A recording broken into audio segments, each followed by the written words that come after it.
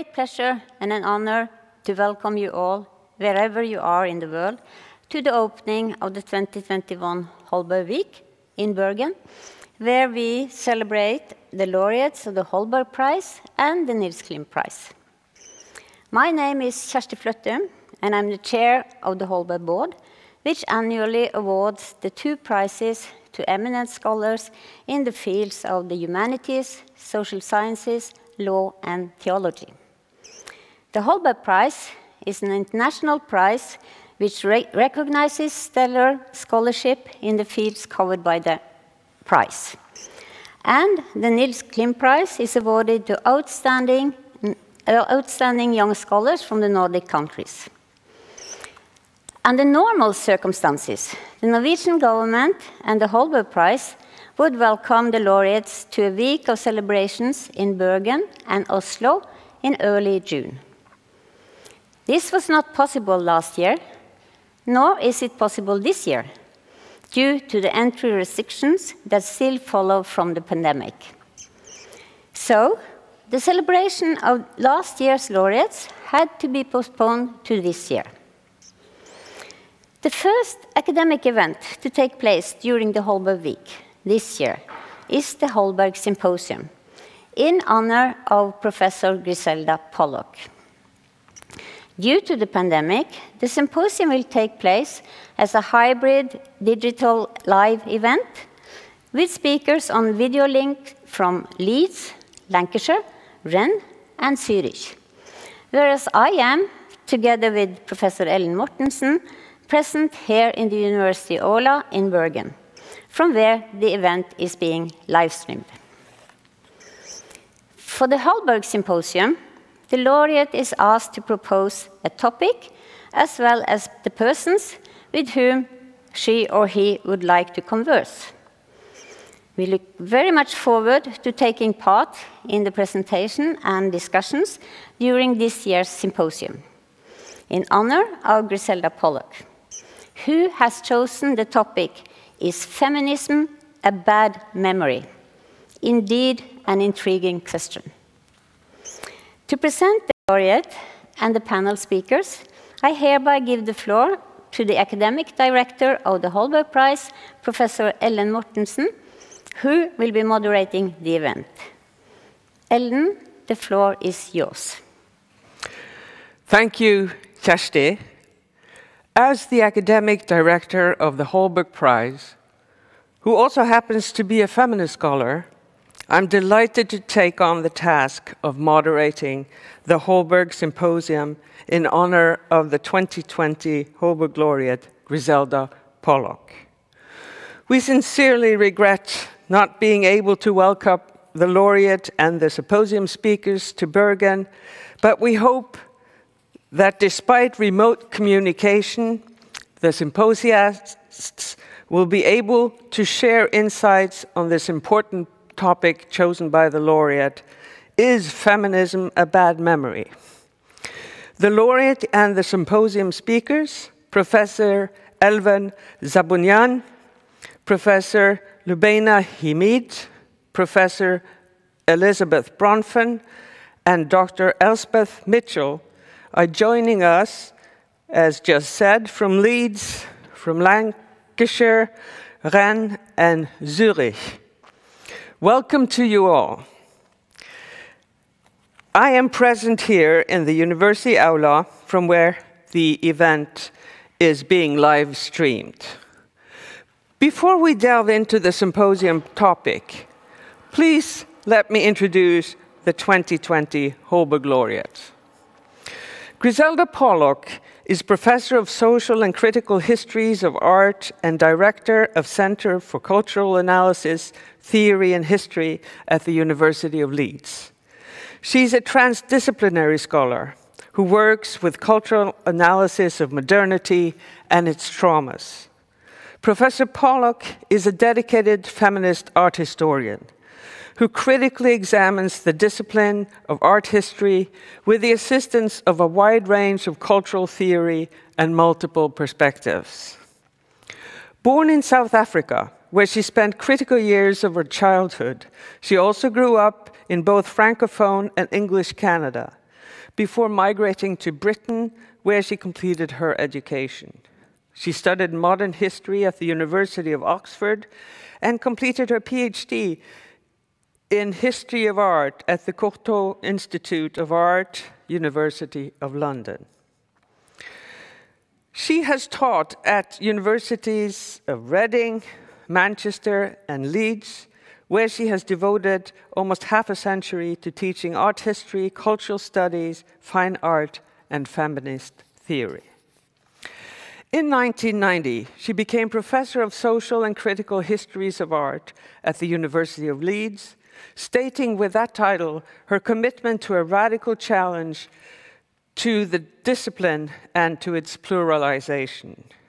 Moreover, she co-founded an interdisciplinary Center for Cultural Studies in 1985, a Center for Jewish Studies in 1995, focusing on visualities, and she's the founding director of the Transdisciplinary Center for Cultural Analysis, Theory, and History. In their citation, the Holberg Committee writes, quote, Professor Griselda Pollock is the foremost feminist art historian working in the world today. Since the 1970s, Pollock has been teaching and publishing in a field in which she is not only a renowned authority, but which she also helped create. In addition, she has exercised profound influence on the development of feminist cinema studies, and she continues to be an inspirational figure both inside and outside the academy.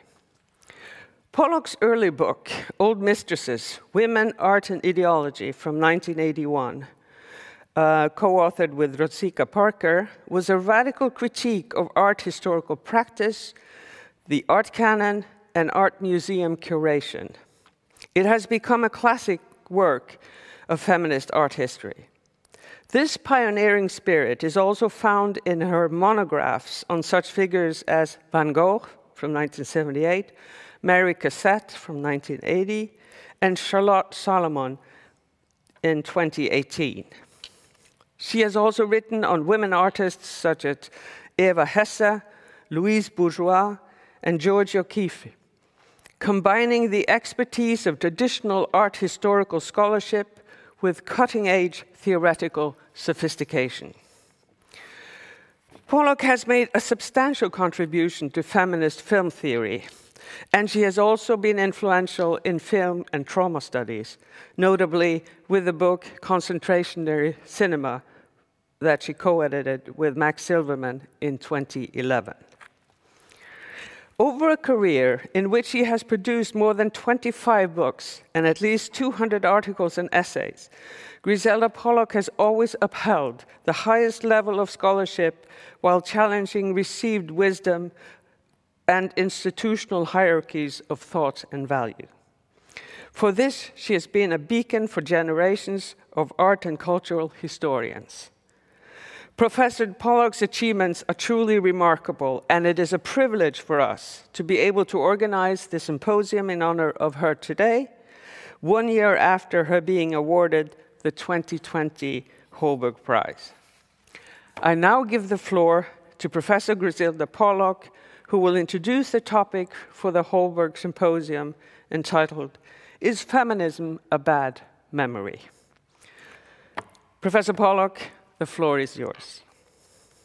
Thank you so much, Professor Mortensen, and also Professor Fløttum, for this wonderful opportunity to be virtually with you in Bergen. It's a great sadness to me not being present, but I'm also delighted to be welcoming and so grateful to my four invited speakers, a feminist cultural critic and theorist, Elizabeth Bronfen, artist and curator, Lubaina Himid, feminist film and cultural theorist, Elspeth Mitchell, and our feminist art historian, Elvan Zabunyan, who have agreed to participate and consider my provocation by contributing their unique perspectives. They are all my teachers, my intellectual companions, and inspirations. Now, on the 24th of May, 2021, Bob Dylan, Nobel laureate poet and singer, turned 80. His 80th birthday was on the world news, and rightly so, for his poetic words and compelling music, have been, at least my generation's, companions for more than half a century.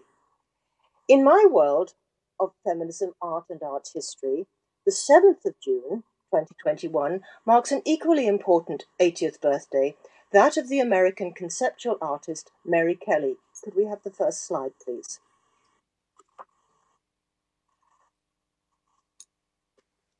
Congratulations to Mary, who was also my teacher and artistic inspiration for the last half century. 1941 was clearly a rather remarkable year. But like Mary Kelly, I came of intellectually and politically of age circa 1968. Phrase is the title of a work Mary Kelly made in 2004 that helps me to reflect upon the event of feminism and what Julie Carson termed, describing that work, the ellipsis of cultural memory. For Mary Kelly, 1968 is a kind of sliding signifier. It marks a kind of project of investigation, of enquête in French, that took the form of the most radical questioning of Western thought in combination with the intellectual and theoretical challenges to the colonial order and the orders of sexual difference, sexuality, and language itself. Now, reflecting on the difference between her own moment of political theoretical awakening and that of the subsequent generations of her students, who in each decade encounter feminism as more of a history as well as a body of theory, Kelly enlarged upon Freud's thesis of the primal scene. You see, every child's unconscious question is, where did I come from? What came before I existed? So the fantasy of a primal scene articulates an ontological and psychological anxiety that there was a world without as well as before me. Can I have the next slide, please?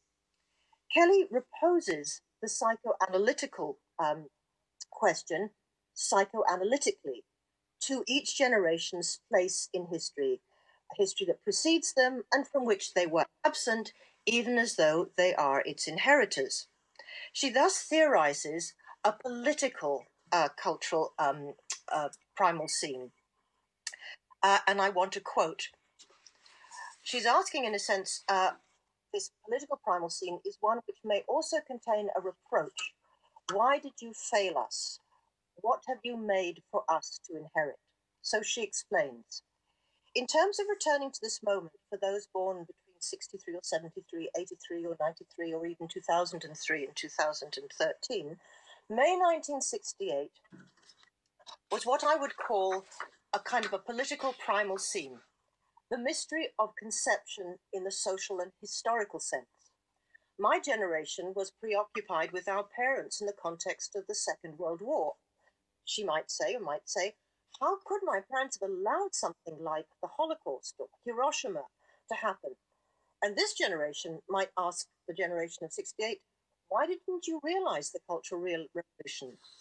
So without nostalgia, but with an investigation, in 2004, Kelly made a work, could I have the next slide, please, called Circa 1968, in which she recast an iconic news photo published in Paris Match in May 68, which was an image of the student revolution that shook the French state and resonated around the world, making 68 a mythic signifier for many new social movements, many with longer histories, whether it was civil rights, Black Power, the anti-war movement, gay and lesbian liberation, decolonizing struggles, and of course what we named in 1968, the women's movement. Kelly imprints traces of the original image onto lint. That is the residue created when you wash and tumble dry hundreds of kilos or pounds of black and white clothing. The next one, please. Just click. Okay, and again, if you could click again, please. Okay, the grid of the tumble dryer captures the lint and creates a kind of basis, a grid for the format that she produces. This is then built on a monumental scale. Can I have the next one, please? Lint evokes domestic labor. It also creates the visual impression of an out of focus or old-fashioned photograph. And the next one, I think, is that right? Could I have the next two clips, please? There we are. That's lovely. You can see it. That's perfect. This material surface, which is dense, is animated by light noise projection on surface, so it also evokes both cinema and the flickering newsreels through which we used to learn about the past. Now, the light leads to a philosophical reference, Alain Badiou's thesis on the event and on fidelity. An event, such as love, politics, science, or art, is only what it becomes when a subject marked by it takes on the act of fidelity to the continuing virtuality of this event. And the significance of the event is only realized by the continuous act of not forgetting, which is not the same as just a memory. So could I have the next slide, please? The philosopher Rosalind Deutsch explains this. In the theatre of not forgetting, this reference to the idea of fidelity, Kelly used a material that serves the philosopher Alain Badiou as a metaphor for the event, namely light.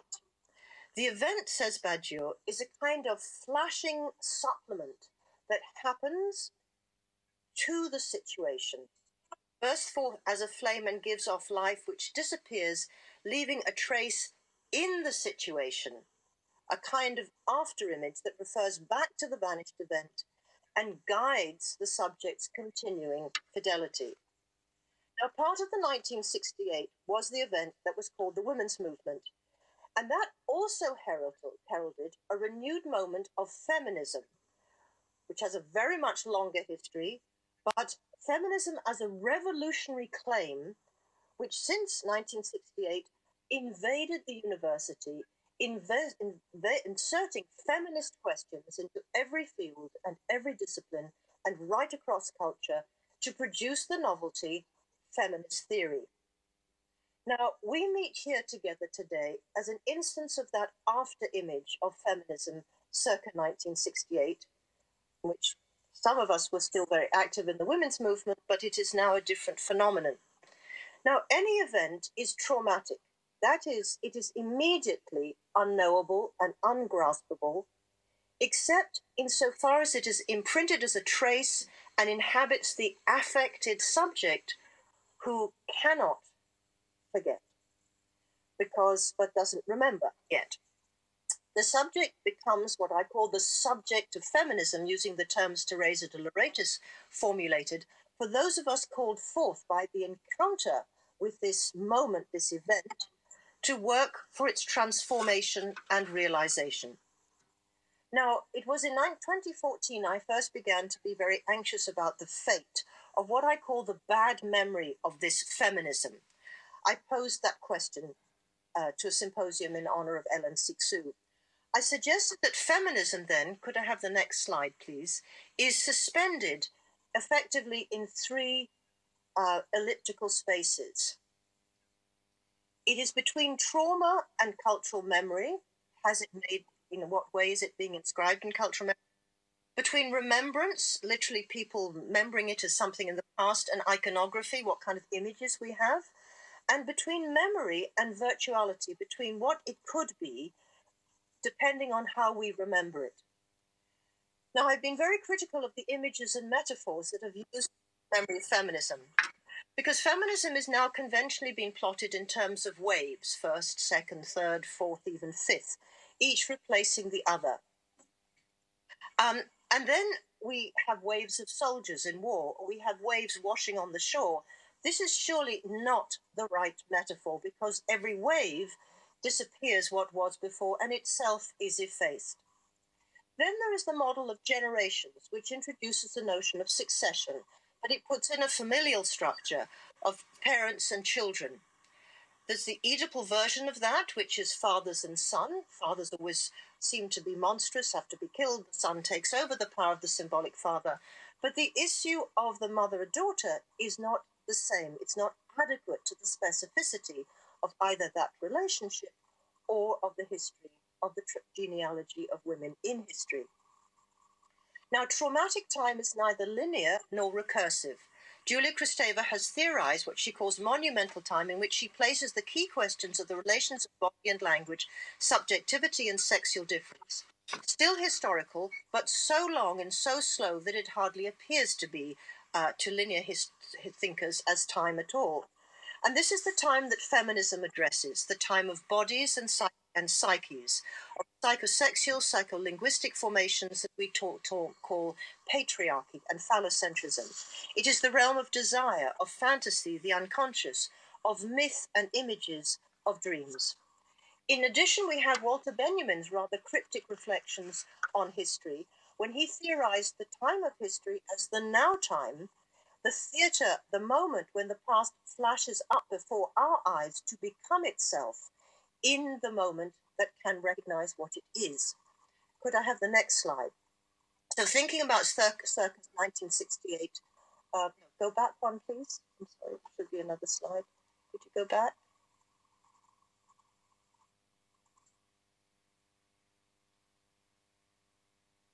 Okay, well, we've lost it anyway. Okay, there's a quotation I wanted to read to you.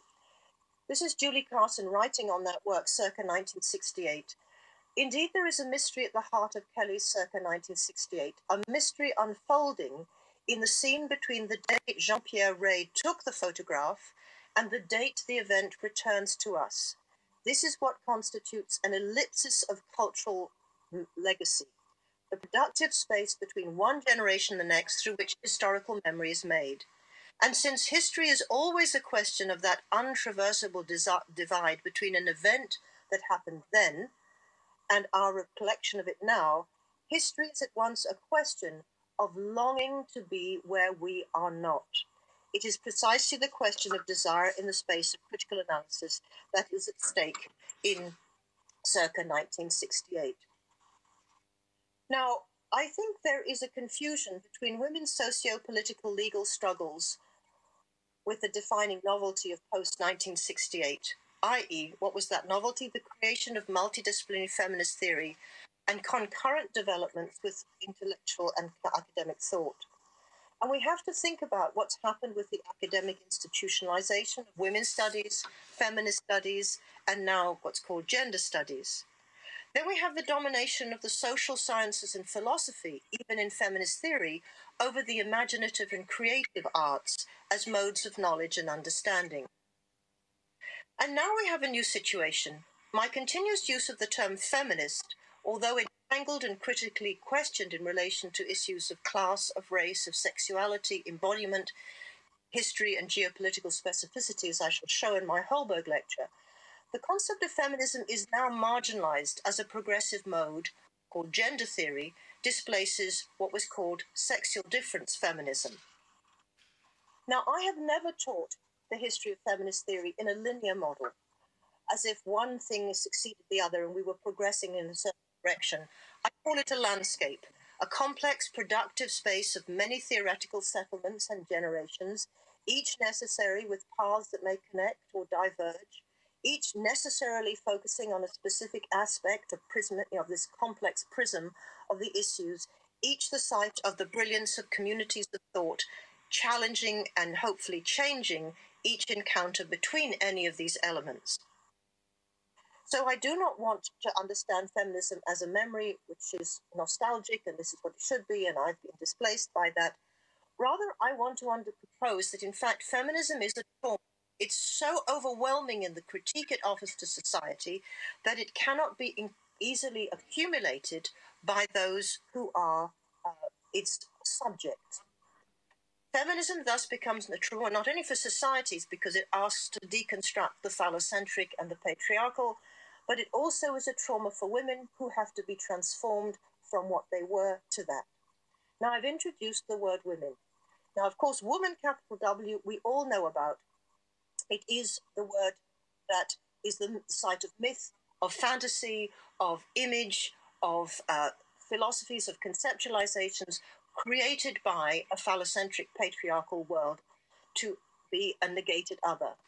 We then have women, but not women as a kind of being, but women as a political collectivity who were summoned by feminism onto the stage of history to act against phallocentrism and behalf of discovering what we might be if, as women, we were not confined by the term woman.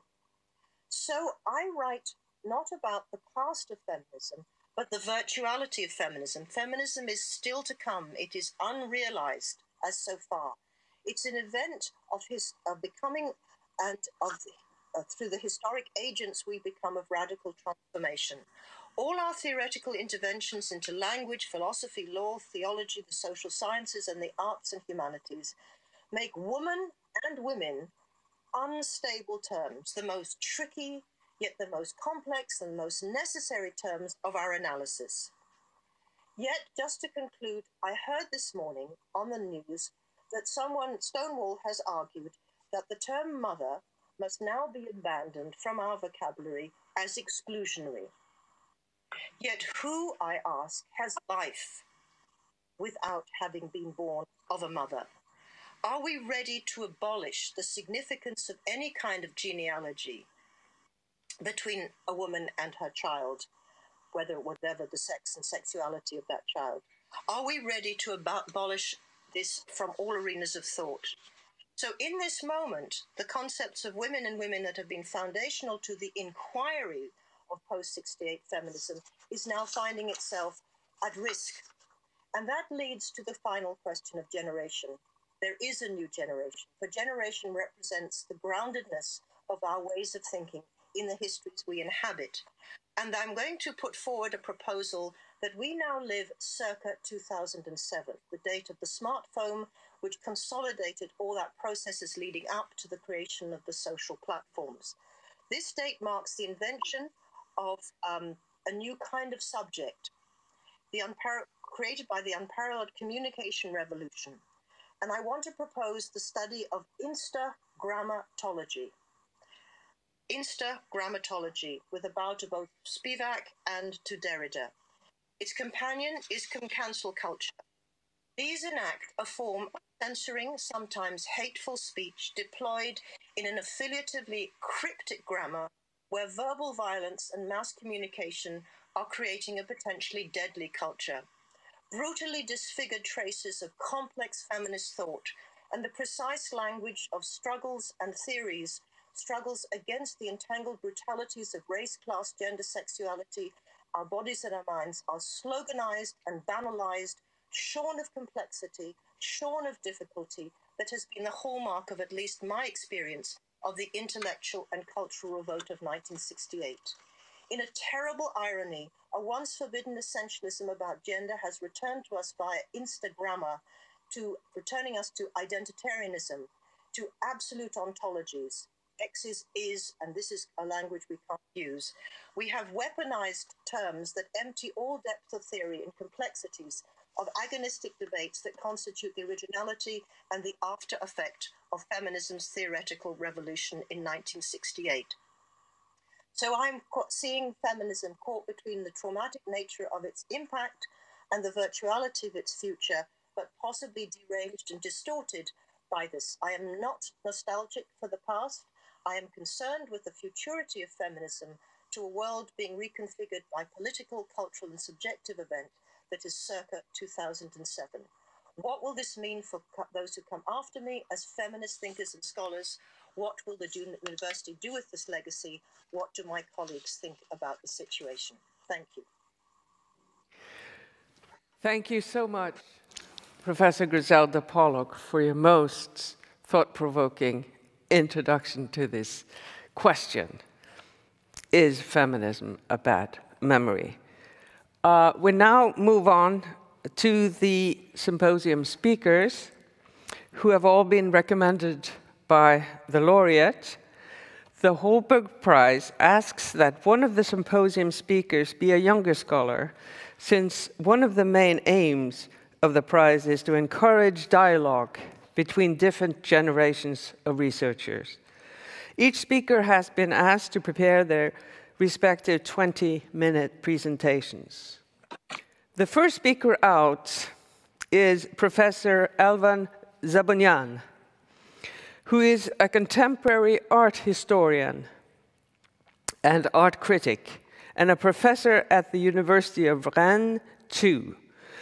Her current book project focuses on the history of American slavery and contemporary art. She has recently co-edited Constellations subjectives pour une histoire féministe de l'art from 2020. The title of her presentation is Unity, Community, Feminist Solidarity. Professor Zabunyan, the floor is yours. Thank you so much. I would like to start this presentation by thanking Griselda Pollock for inviting me to speak today. Thanks also to the organizers and the technical team. It is a great honor and pleasure to participate in this event. I first met Griselda Pollock in Paris 15 years ago, and what I learned from her work is at the foundation of the art history I have been practicing and teaching over 25 years. The title I chose for this presentation, thank you. And more specifically, the words feminist solidarity comes from a particular moment that I would like to share. Next image, I think. In April 2015, with 3 of my PhD students, we organized an international conference at the University of Rennes, where I teach. Griselda Pollock was our keynote speaker.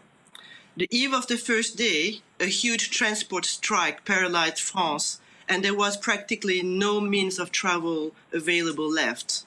The flight Griselda Pollock was supposed to board was cancelled. After a journey marked by many changes and transits, she nevertheless managed to reach Rennes about an hour before her lecture. When she arrived, I thanked her for all the efforts to be there in spite of everything, where many would have cancelled due to the difficulty of traveling. With her lovely smile, she replied, "But this is feminist solidarity." Since then, I have never forgotten that feminist solidarity did not just belong to a moment in history marked by the demands of the liberation movements in the early 1970s, but could also correspond to micro-events in everyday life. As a sign of feminist solidarity, we also had permission from Lubaina Himid to reproduce this beautiful collage on our program brochure, and later on our book published last October. Next image, please. Solidarity is defined by links. Solidarity is when people support each other, understand each other, have a common experience. The common experience for feminists is the condition of women in their personal lives within a patriarchal society, but also the condition of all women, regardless of their social status, their sexual orientation, the gender with which they identify, the context within which they live, work, and struggle. Feminist solidarity means having the guarantee of not being alone, of being able to be one with the other, with others. Solidarity is also about quotation, the importance of quoting the voices of others, artists, historians, writers, of saying the words, showing the images, reading, watching, teaching, quoting and reciting, thinking about history in its continuity and fragmentation, in its restarting and its impossibility of digesting changes. Even in times of the internet and now COVID, feminists' form of action remain the same. The street is at its heart. United we stand, the raised fist shows anger and resistance, resilience and commitment. It is a symbol of unremitted struggle. Griselda Pollock's presentation text for the conference in Rennes was entitled Difference and Unity, the Feminine and the Planetary. The notion of planetary is one of the threads that runs through the images I have chosen to bring together. The planetary is at once horizontal and round. The planetary is also the possibility of thinking the world in its totality, of making the world a mental image where minds connect through political commitment, through historical experience, through quantum physics, through the idea of a symbolic union of feminist struggles. Women of the world unite, scream the words on the banners. Looking at the images of feminist demonstrations allows us to grasp the immense energy that emerges from the unity of these bodies in their difference. The woman's body literally explodes in its agency when it is in the context of a demonstration. There's a physical solidarity that complements the political solidarity, and as Griselda Pollock reminds us in her previously mentioned essay, the performativity defined by Judith Butler allows this public event to become an awareness of bodily action. Of course, in this momentum, the raised fist is a symbol that feminists will take up and transform into an image of this struggle, solidarity with women's struggle around the world. In September 2015, a few months after the conference in Rennes, we met again with Griselda Pollock, this time in Istanbul, as part of the 14th Istanbul Biennale, curated by Caroline Christophe Bakargiev.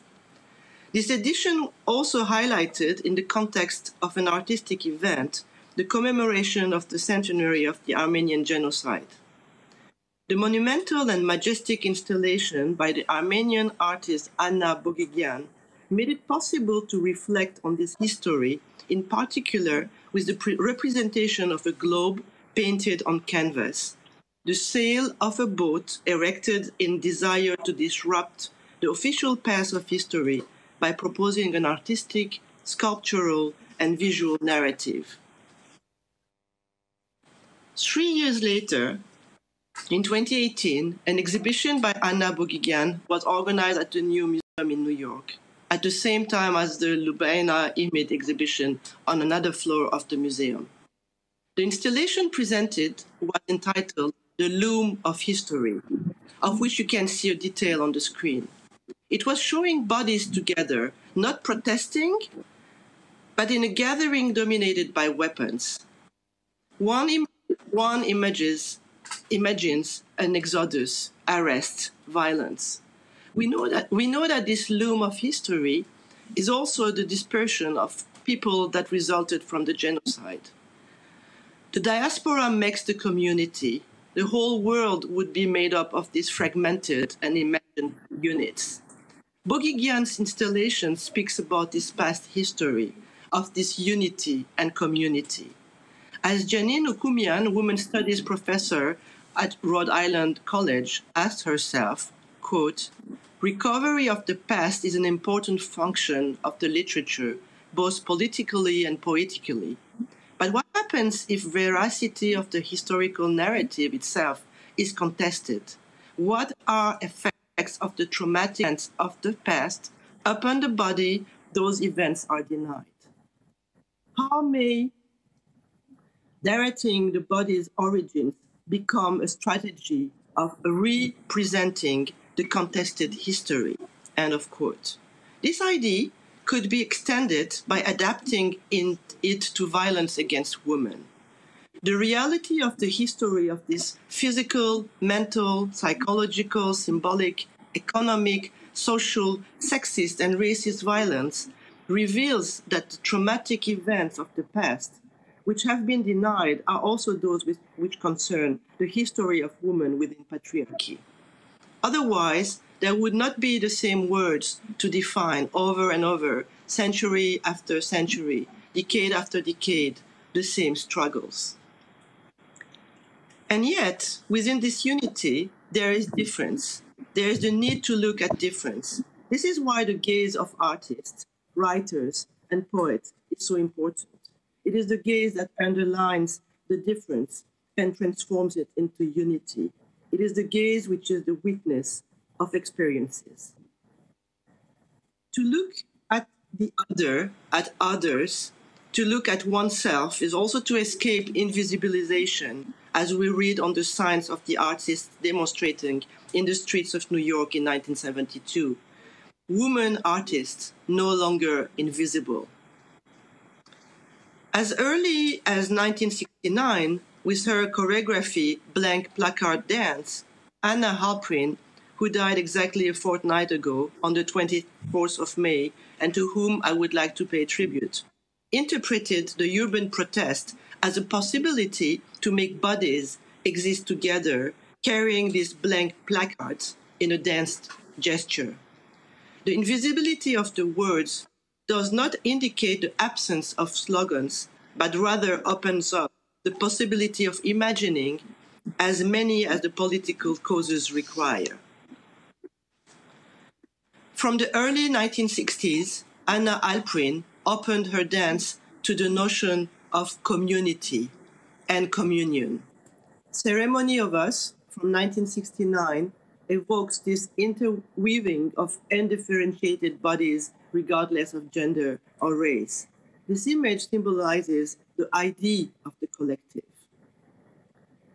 The we is solidarity, like the name of we, where we at collective. The feminist artists collectives that were formed in the early 1970s not only engaged in artistic production, but also offered discussion groups and solidarity creation workshops. But we also find in collective protests forms of artistic representation, whether feminists are students or artists, students and artists. Urban actions are the place of great inventiveness, where the body is dressed up, disguised, transformed, liberated. Feminist protests are the reflection of an immense visual inventiveness. And it is also these documents that we look at as traces of a past that continues to nourish the present. In this sense, the archives are the memory of a historical moment that survives and repeats itself. And here a short clip of students in London in 1971, which does not only belong to the past.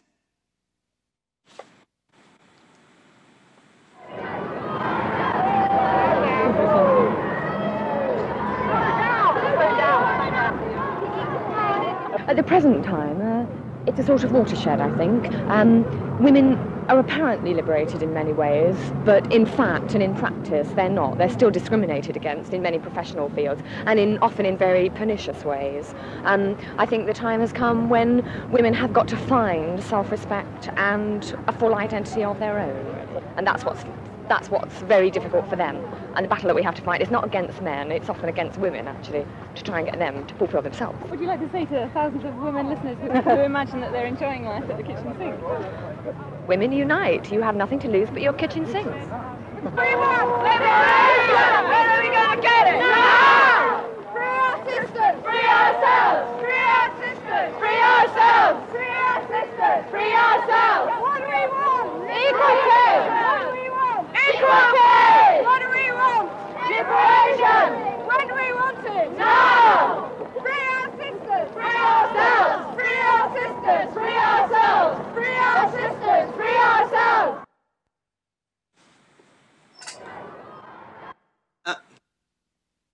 Among the important feminist collectives in the United States in the early 1970s, we can cite the example of ARR, Artists in Residence Gallery, which was the first women's cooperative art gallery created in New York in 1972. I personally love looking at these group photographs, which emphasize proud standing bodies, staring straight at the camera. Some faces are smiling, others are serious, but the artists are together in their unity and their difference. Abstract painter Harmony Hammond, one of the co-founders of the ARR Gallery and a key figure in feminist and queer commitment in art, responds to Tara Burke's question recently, I quote, "How did the women's liberation movement impact your work?" Harmony Hammond replies, quote, "Feminist artists protested the historical Western bias against women artists, women-based subject matter, and the unequal treatment of women and artists of color in the art world. It was a demand for visibility and equality. Tired of waiting around to be recognized by the male-dominated art establishment, we created our own groups, organizations, exhibitions, and networks." End quote. Feminist solidarity is also about creating your own space for expression, about being reflexive both with oneself and others. This work by John Jonas is representative of this relationship to the self, to others, to make others see themselves in the that women carry, to make sure that awareness is achieved through the other. Women meet for creative workshops where photography is the means to work on these forms of representation of the other and of the self, such as the experience of the Blatant Image magazine and the workshop called Ovular, as opposed to seminar. There is a desire to create discussion groups and to get involved in these groups which encourage awareness of oneself and others. Artists took a stand against violence and rape. Performance in urban space was staged. Red dominated and bodies imposed themselves, as in Mourning and Rage by Leslie Leibovitz and Susan Lacey in Los Angeles in 1977. The Rape and the Bloody Body is also staged by Anna Mendieta to denounce violence. The photographs are the traces of the performance. In this context, self-defense groups are created and organized at the same time as awareness groups. To symbolize feminist solidarity, the term sisterhood has been integrated into the federating activist vocabulary. This term, widely used by Afro-descendant communities in a genealogy linked to the uprooting produced by slavery, is taken up by women activists in a desire to strengthen ties. The term is used in a variety of contexts and each time express solidarity. The bodies are welded together.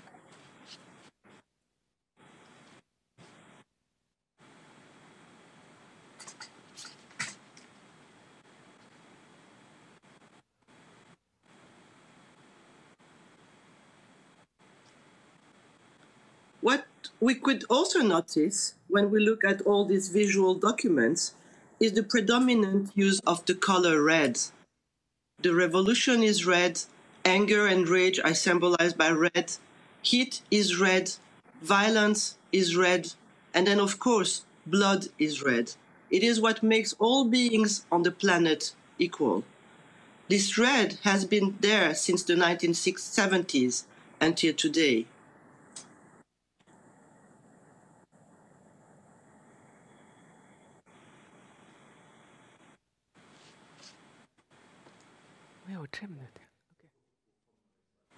What we also notice is in all these archives is the very strong character of the achievement which are based on women's bodies and their strengths. The unity of commitment becomes massively political, as one reads on the Vietnamese women's delegation poster. Occupying space together, becoming one with architecture, leaving ephemeral traces by making them exist in the urban space with lightness, showing that we are there, showing that we are there together, whatever it takes. In this image from 1992, we can still recognize the bodies prepared for the demonstration and a woman from the Women's Action Coalition who emphasize their vigilance. One of the banners reads, "Where is Anna Mendieta?" which refers to the tragic death of the artist in 1985, defenestrated while she was in her Soho flat with her artist husband, Carl André. The issue of feminicide is at the heart of current events all over the world as women's words and actions are liberated by making their anger and courage physical and performative, as here in Mexico City on 8th of March 2 months ago.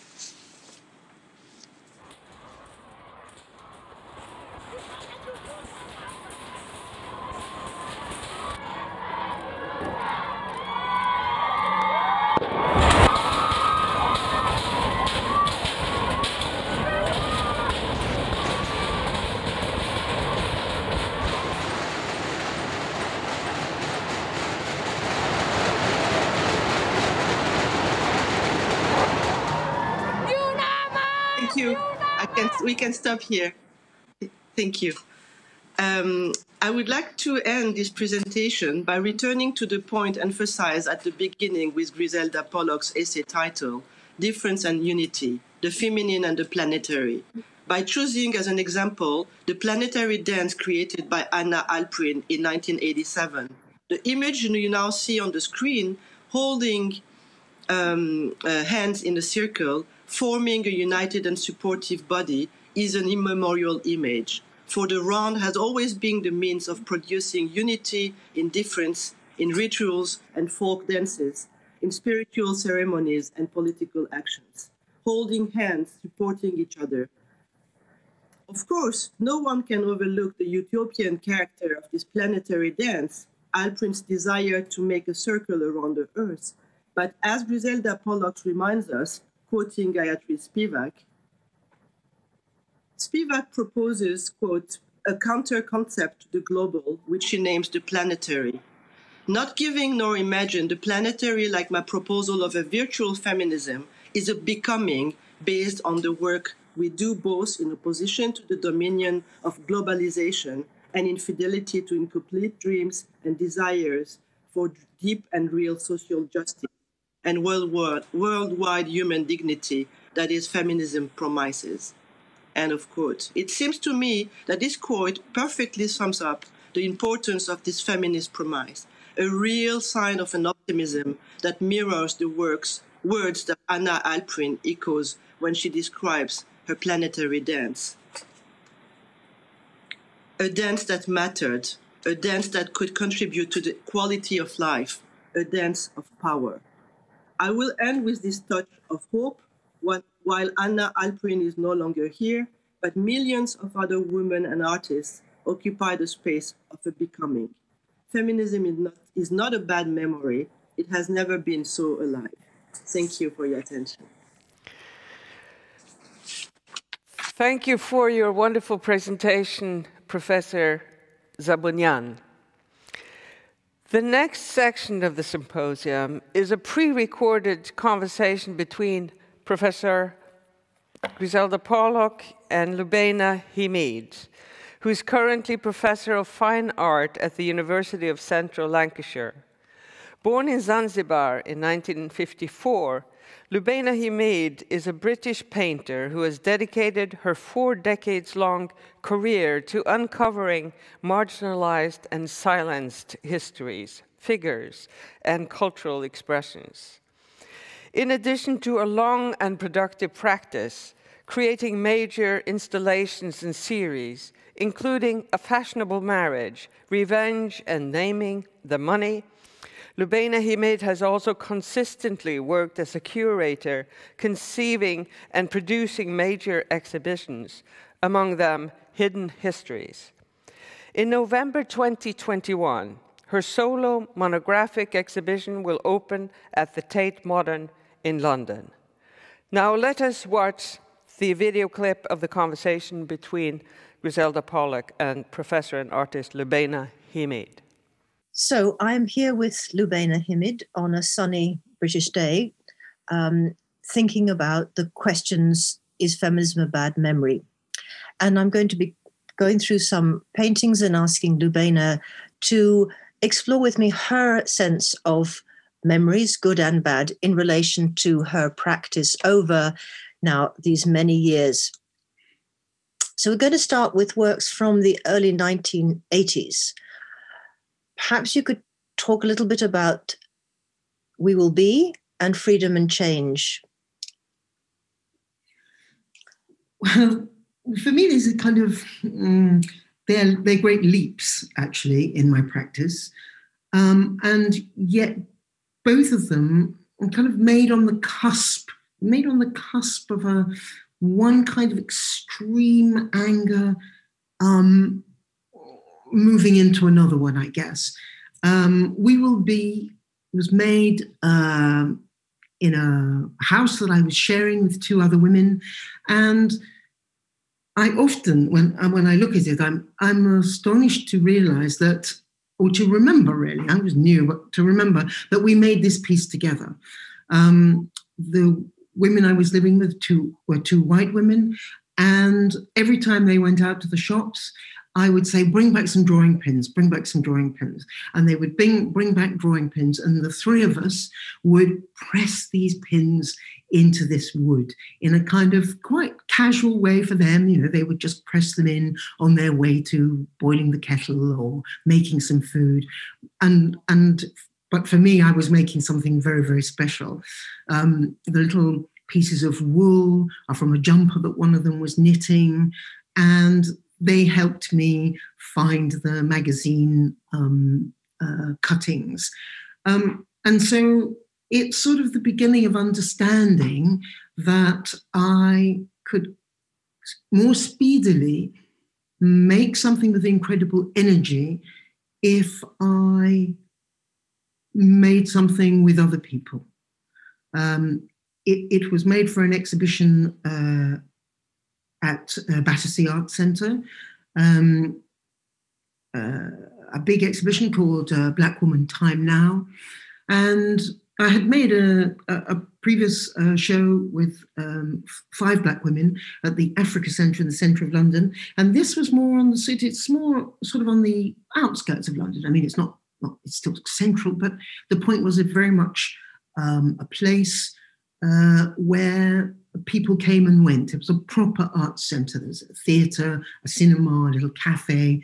And I wanted to make a show with 15 other women, Black women artists, and make the kind of exhibition that if people were coming along for a cup of tea to meet their friends, bring their kids, they could go into that exhibition and see themselves, find themselves, have something to talk about, something to kind of start a conversation with.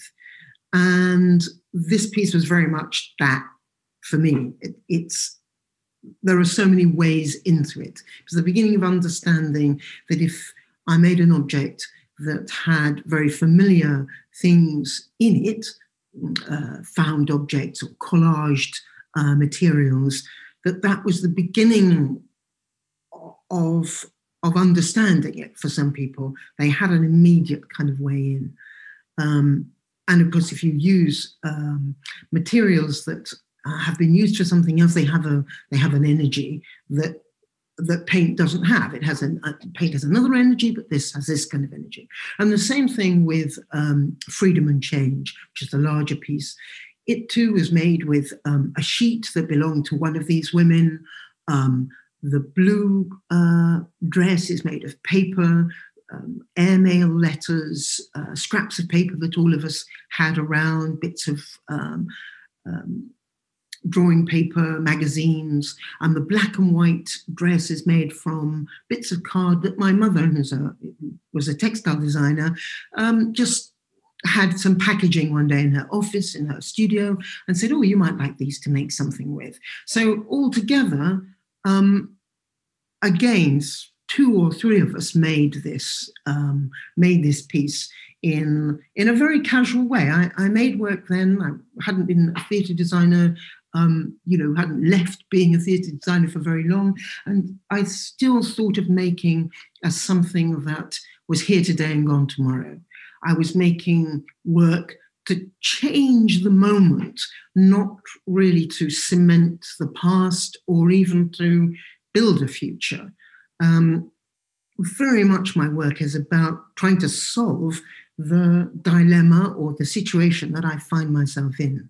And that's so often, especially with these pieces, is asking around for materials to help build this thing, make this thing, or looking around for people who could help me think it through. And even in its most recent iteration, where it now has a very beautiful piece of dowling, very large piece of wood across the top, that sort of presents it actually in a slightly less throwaway manner. It seems a simple thing, but the 2 men in my studio team helped devise that so that this could retain its energy and its casualness, if you like, as the 2 women kick sand in the face of the patriarchy. 2 men helped to present it so that it wouldn't fall apart and retain some of that drive, I guess. Thank you. And now, just briefly, in a sense of one of the questions I have about was to meet these works. They're works of enormous confidence and energy. We will be what we will. We will be who we want, where we want, with whom we want, in the ways that we want. And the time is now, and it's here, and we're going to be. So there's very much a sense of a strong statement of presence, and then the kind of joyousness of the two running women who are letting loose the dogs of war while kicking sand in the face of the patriarchy.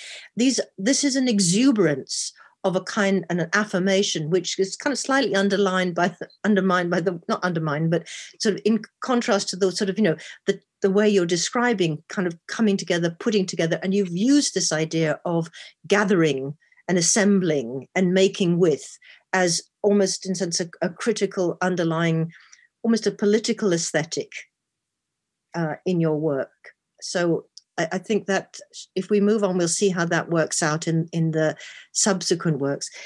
You've talked about working with others and making, but you also have been an incredible force in ensuring other people, other artists, other Black women artists had access to visibility. Could you talk a bit about this crucial exhibition in 1985? Yes, having put together 5 Black women at the Africa Centre and then Black Woman Time now at Battersea Art Centre,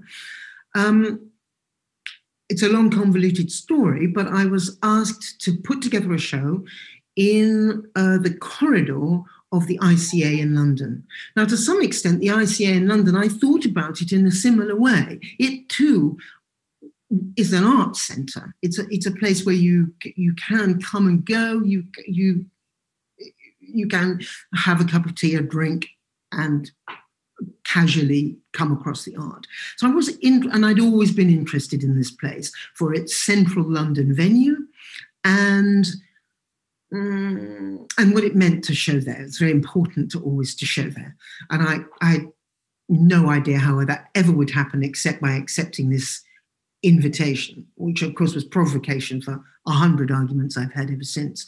But the point was that I agreed that we would show, I had many artists sort of in my circle or my books, you might say, but I thought there were 11 of us and I thought it was a mad enough number. 11 would be an excellent number. And I wanted to actually cram all of us into a space that, to be perfectly honest, maybe 5 artists would fit very comfortably with lots of contemporary art air between each piece. But the point was to say there are 11 of us here. There are actually 11 of us in reality. This is just the beginning. And we filled that space with artwork that we each had individually made. And then also I invited every one of the artists to bring along a photograph of another Black woman or other Black women that they either loved, they were their partners or their aunties or their mothers, or they were singers or dancers or politicians, so that in that space we would all be together, so that if one of us came to see our own show on our own, we wouldn't be in a space with only the usual audience at the ICA. You would be able to see Shaka Khan or Joan Armour-Trading or your auntie, because we put her on the wall to have a conversation with us. And they were part of that whole conversation. We knew that we wouldn't be there. We couldn't be there. We would never have been there without these women, these grandmothers, these pop stars. And so for me, that sound, it was a completely silent show, but that sound of that conversation between the artworks, the aunties, if you like, and ourselves is for me what's the sort of the key thread of this exhibition. It was never meant to be the culmination of the previous 2. In a sense, I think I thought it was the beginning of really understanding how you could change how an exhibition could look and could be. I think that's one of the most important things about it for me. Okay, so just moving on because we have a short time. Sorry. No, that's but I'm just going to keep now. We wanted to talk also about another work of the 1980s, because we're going back in sense to this moment of this memory, A Fashionable Marriage at the Pentonville Gallery, that has a very specific kind of, which we already saw in Freedom and Change, a kind of conversation with European art. Picasso in one case, here William Hogarth, a British artist, created at the point at which African people had been enslaved or brought into a certain kind of servitude. And at the center of this picture of the rather layabout countess's sort of toilette in the early morning, where she has visitors, she has the singers come to sing to her, she has critics, and she has her lover inviting her to a ball. At the center is a young African man serving coffee to the Countess, who was obviously ignorant of him. And you've reconstructed this. I saw this show in its original 86. You translated the characters from the castrati into the art critic. And you have also translated the Countess and their lover into Mrs. Thatcher and Ronald Reagan. So it's absolutely at the height of this political moment of the beginning of neoliberalism, this new kind of rigid conservatism that took over both in Britain and America. And there are a number of installations of it. It came out of the cupboard again to go into the Tate Liverpool. It was part of the Very Important Places Here exhibition in 2017. You see figures laid out. You reconstructed some of it. But I really want to draw, and then it was part of the Turner Prize installation because it had been in Nottingham. So you can see how it configures differently. But really want to talk about the particularity of these groupings, particularly the group in the center and Mrs. Thatcher and Reagan, and this centerpiece, this 9-foot figure of the Black woman artist, another version from We'll Be Here, but she is standing with a bowl of water offering something, but ignored by another figure created who stands in a sense for the white woman artists and evokes the work of Judy Chicago, of Susan Hiller, and of Mary Kelly. Could you talk a little bit about the meaning of this figure for you in terms of, again, your memory of this moment of the interaction with contemporary feminist art represented by the three who are painted there? Well, yes. I mean, this entire installation sums up my absolute fury of the hypocrisy, I guess, the general hypocrisy of the art world. And then it could be completely mirrored for me with with that appalling collaboration between Thatcher and Reagan, that visceral fury one had. And what I was trying to sort of do here was illustrate, demonstrate, depict the lack of communication. I thrive on introducing people, mixing people, getting people to talk together, and I'm convinced that something or other will come of it. And I could never work out how to build up a line of conversation between us as very, very young, naive, new to all this artists and a group of women who clearly were making work that had absolutely astounded us in its, just sometimes its scale, the way it was made, the terrific kind of energy and strength. And I absolutely knew that if I had been able to try to make a conversation, make a bridge between those very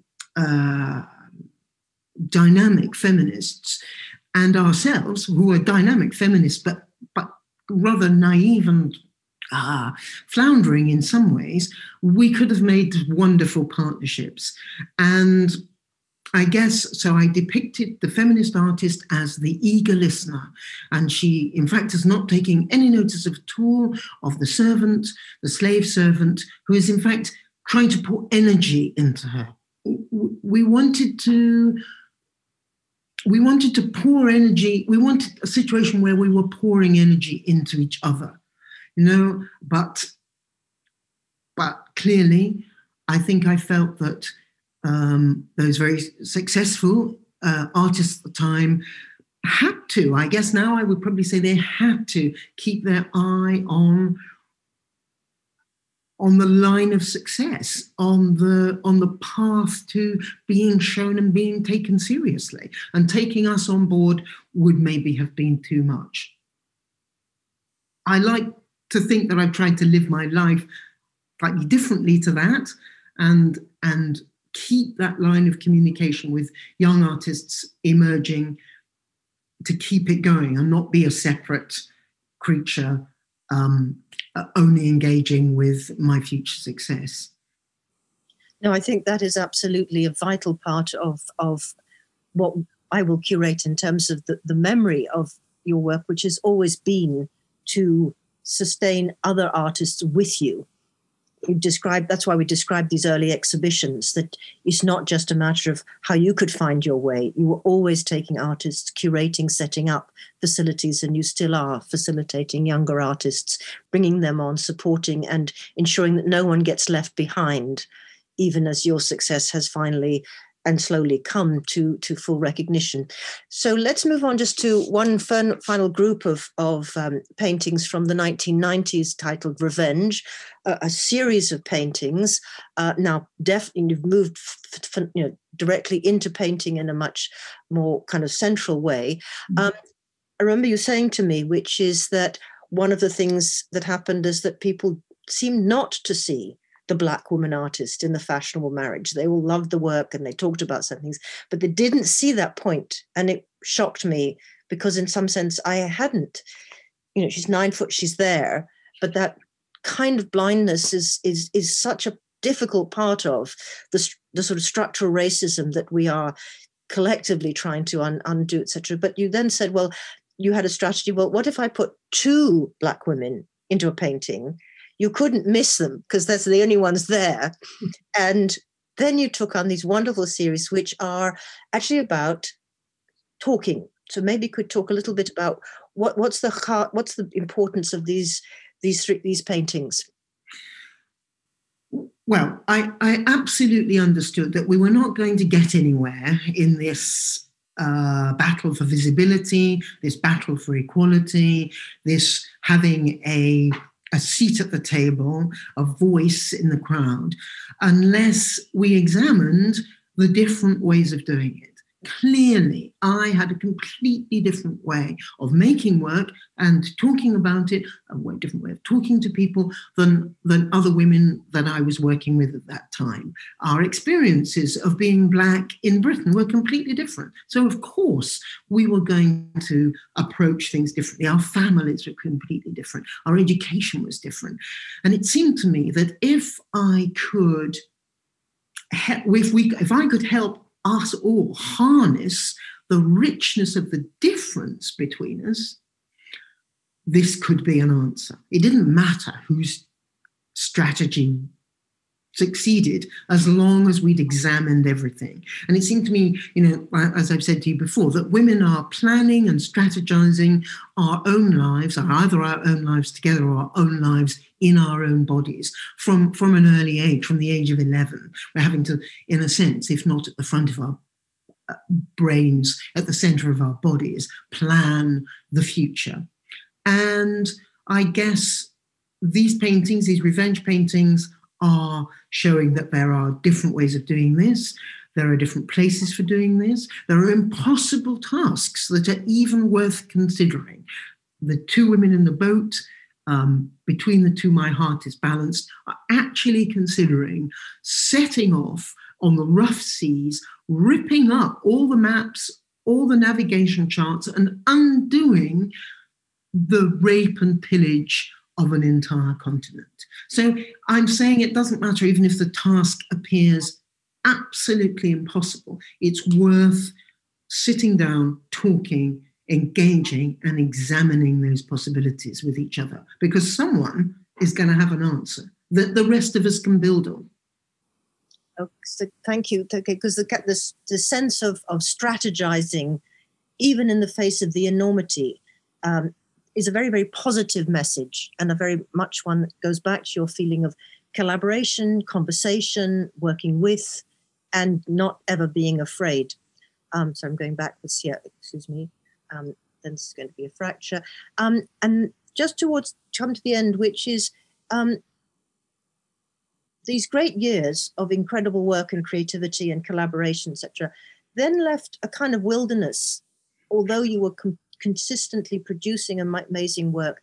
And it took till 2011-12 for the Tate to offer you an exhibition in which you kind of restaged the Thin Black Lines, but not with a full-scale exhibition, but with a display, again, a narrowed space, a kind of marginal space, but one that brought this work back into view. And for that, you created this wonderful analysis of your history and the history of the Black Arts movement in Britain. So as a monument to a memory, this is a very good memory, but using the London Underground map as a kind of model, you created a kind of central line which showed how that line was populated by Black women. Could you speak to that a little bit in terms of your having to create a feminist memory for the Black Arts movement in the face of it being somewhat, as it was, subordinated within the movement itself? Well, you see, I always believed that the Black women artists were at the centre of the Black art movement. They were driving it from the centre. We were never driving it from the front, and we weren't lagging behind. But what we were doing as individuals and together was energising the centre of it.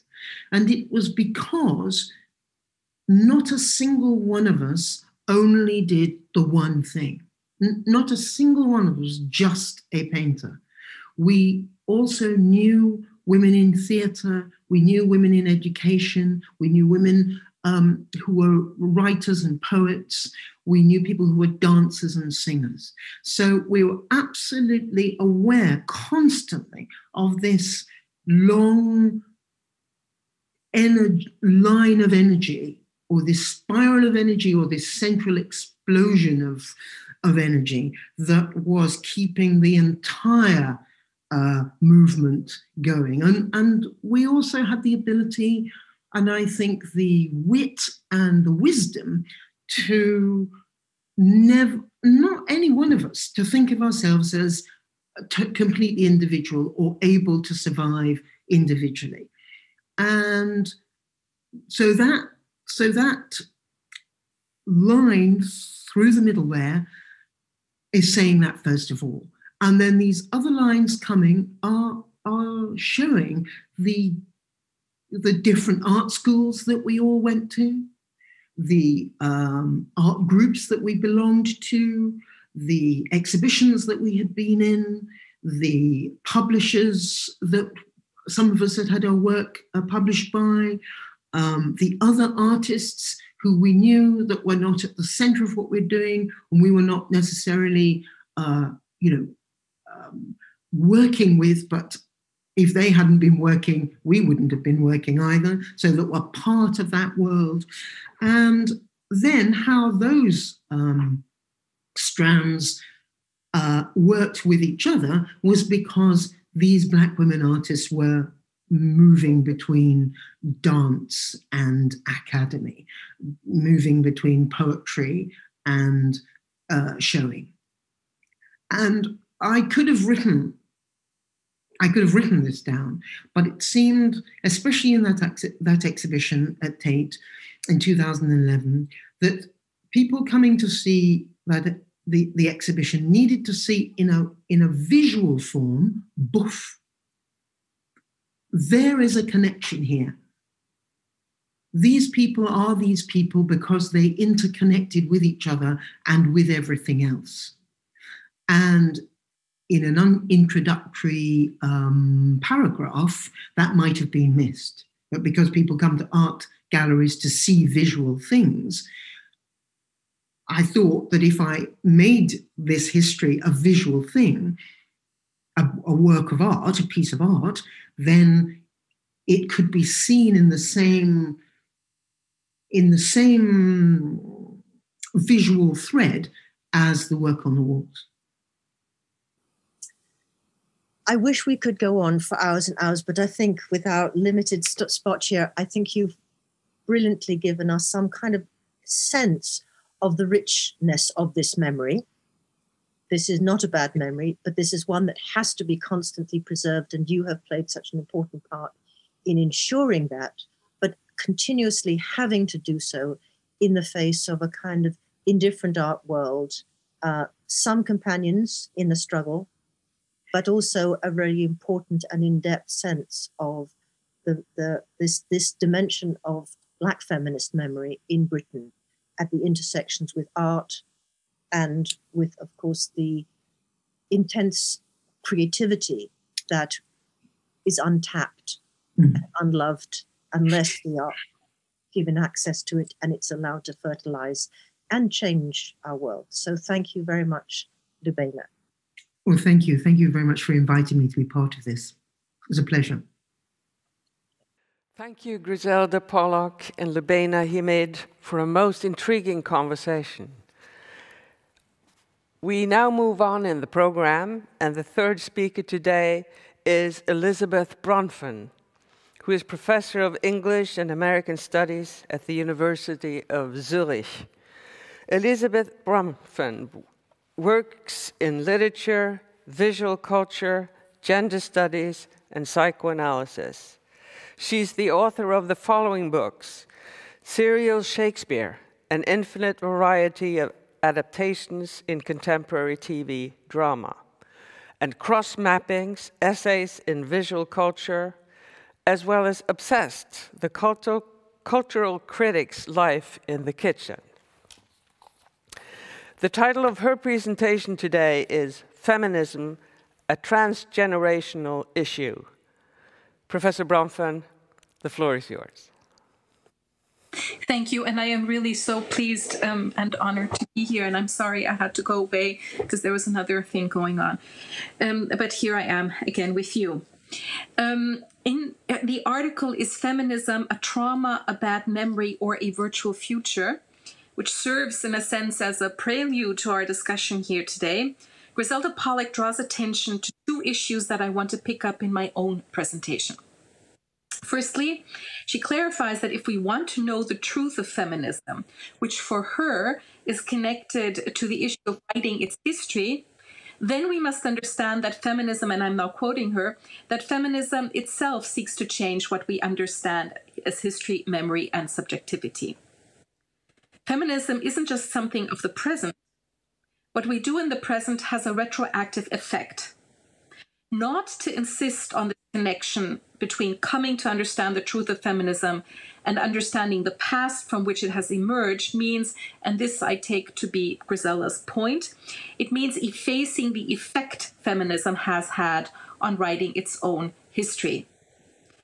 And now I take this to mean that at issue when thinking critically about feminism is not only the performative force we want to attribute to it, rather at issue is also a multiple temporality, namely the effect feminism has had, the effect it has at present, and the effect it will have in the future.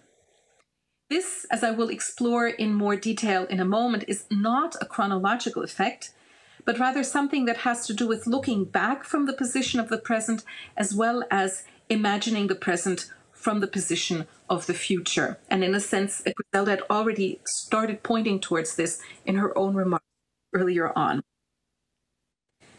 Let me, however, immediately raise a second issue so as to bring in another word in my title, namely the transgenerational. Arguing against the position of the maternal traditionally conceived in terms of mutual rivalry and murderous needs, Pollock in this article draws on Hannah Arendt's notion of transgenerational cooperation for thinkers making a common world. When it comes to cultural transmission and cultural persistence, the responsibility, this is Griselda's point, is both with the previous generation and the newly arrived. As she puts it, this involves the potential future created in shaping with those who come before. Indeed, her appeal is that the next generation demonstrate compassion for its own preceding generators, not merely out of respect, but also out of the knowledge that feminism comes in generations. I'm not going to say waves anymore. The newly arrived will at some point turn into the before, when they too are followed by next generation. So this is why the waves metaphor doesn't work, because the ones before, they never get washed away. They keep staying there. But the point is that the one follows the other, and the position you had before becomes a previous position. So the temporality regarding the performative force of feminism again involves a temporal move in both directions. Realizing oneself as newly arrived, whose work is predicated on that done previously by earlier feminist thinkers and artists, and understanding that we too work to enable a next generation of feminists. So at issue for me is not only the way a generation of feminists engenders its progeny, so as to draw into focus that contemporary critics and artists have been produced by those who came before them. Rather, the issue of legacy and debt goes in the other direction as well. The contemporary moment also impacts the history of feminism by changing how we understand history, and understanding this in order to produce in the future what was left undone in the past. For this reason, potentiality is still to be realized, and this is the key to the feminist project that Griselda is proposing, because it entails changing how we understand history, memory, and subjectivity in order to produce a different future, but also a different past.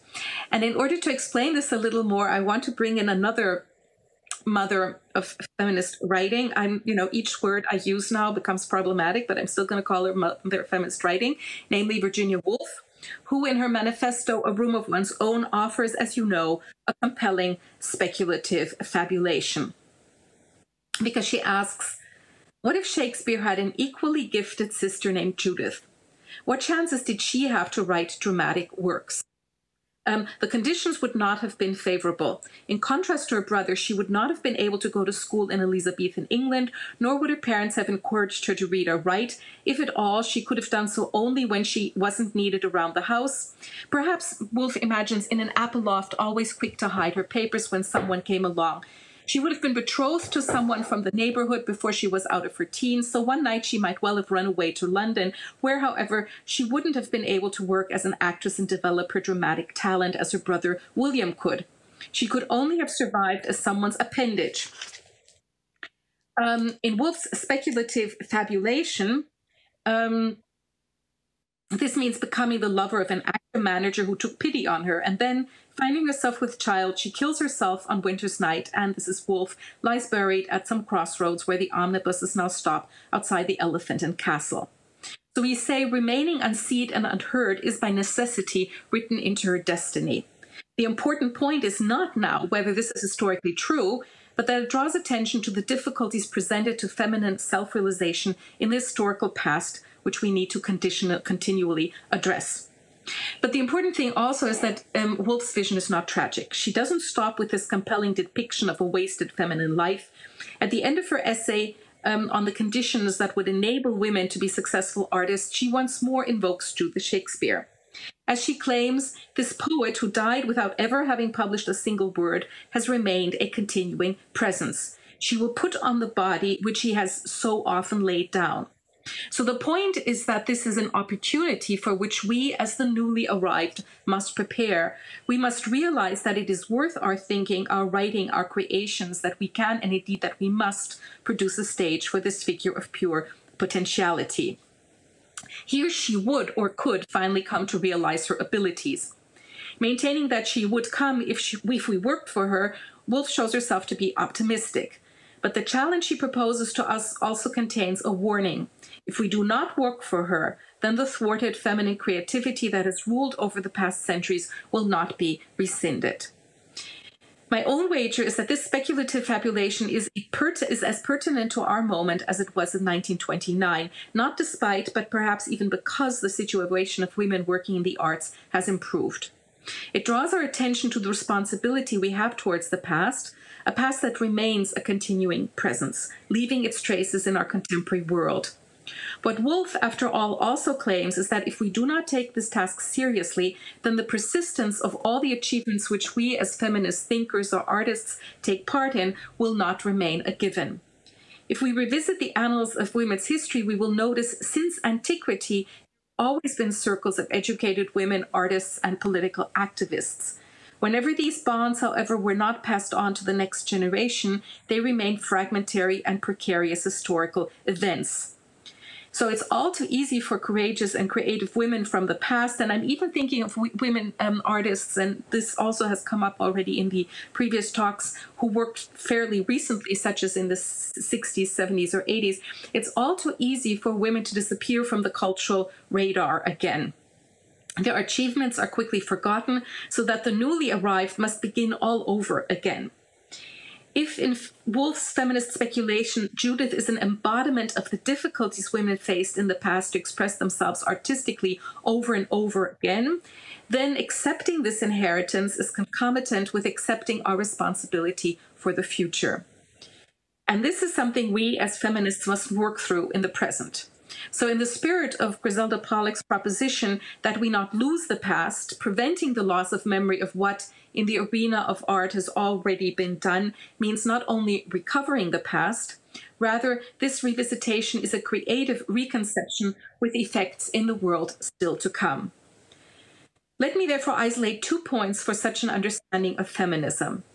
The creative speculation, the intellectual freedom at issue in such an engagement with the past must continue to engage the problematic relation between the woman as object of the representations under review on the one hand, and on the other, the feminine subject as the agent and author of her story. I'm as nervous about the idea of repudiating all misogynist tropes from our cultural imaginary as I am at the idea of leaving these vexed representations unquestioned and untroubled. Rather, I still propagate the intellectual attitude underwriting my own investigation into the culturally persistent entanglement of death, femininity, and the aesthetic in the book I wrote more than 20 years ago, Over Her Dead Body. You know, to think of Ophelia's suicide, Desdemona's murder, the humiliation of the fairy queen Titania, and the uncomfortable taming of Catherine. In each case, the play takes a dramatic turn that is tantamount to the destruction of the heroine's resistance. But to think about these not against Shakespeare, but rather what I continue to be is to be inspired by the discovery with Shakespeare, wherein the cultural necessity for such curtailment, such rebuke, and such prevention of feminine self-determination may lie. So for me, the question remains a timely one for feminism. What does it mean to revisit these images, these stories, to rethink them, to gauge them with a transformed eye, and thus read with difference in mind? What fissures, what displacements can we draw into focus from which transformations might emerge? What does a feminist gaze, as Griselda Pollock suggests, do with a cultural tradition in which treating the nature and destiny of the feminine as a case history is also a continuous presence?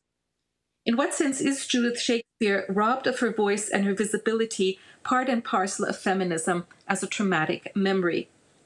When we say that we should be careful not to lose the past, then also in the sense of recalling it, so as to draw from it images and stories in which Judith Shakespeare, as a speculative composition, acts. Indeed, in which she determines her agency precisely because she understands herself to be part of an imaginary transgenerational community which is willing to work for her and also to work with her.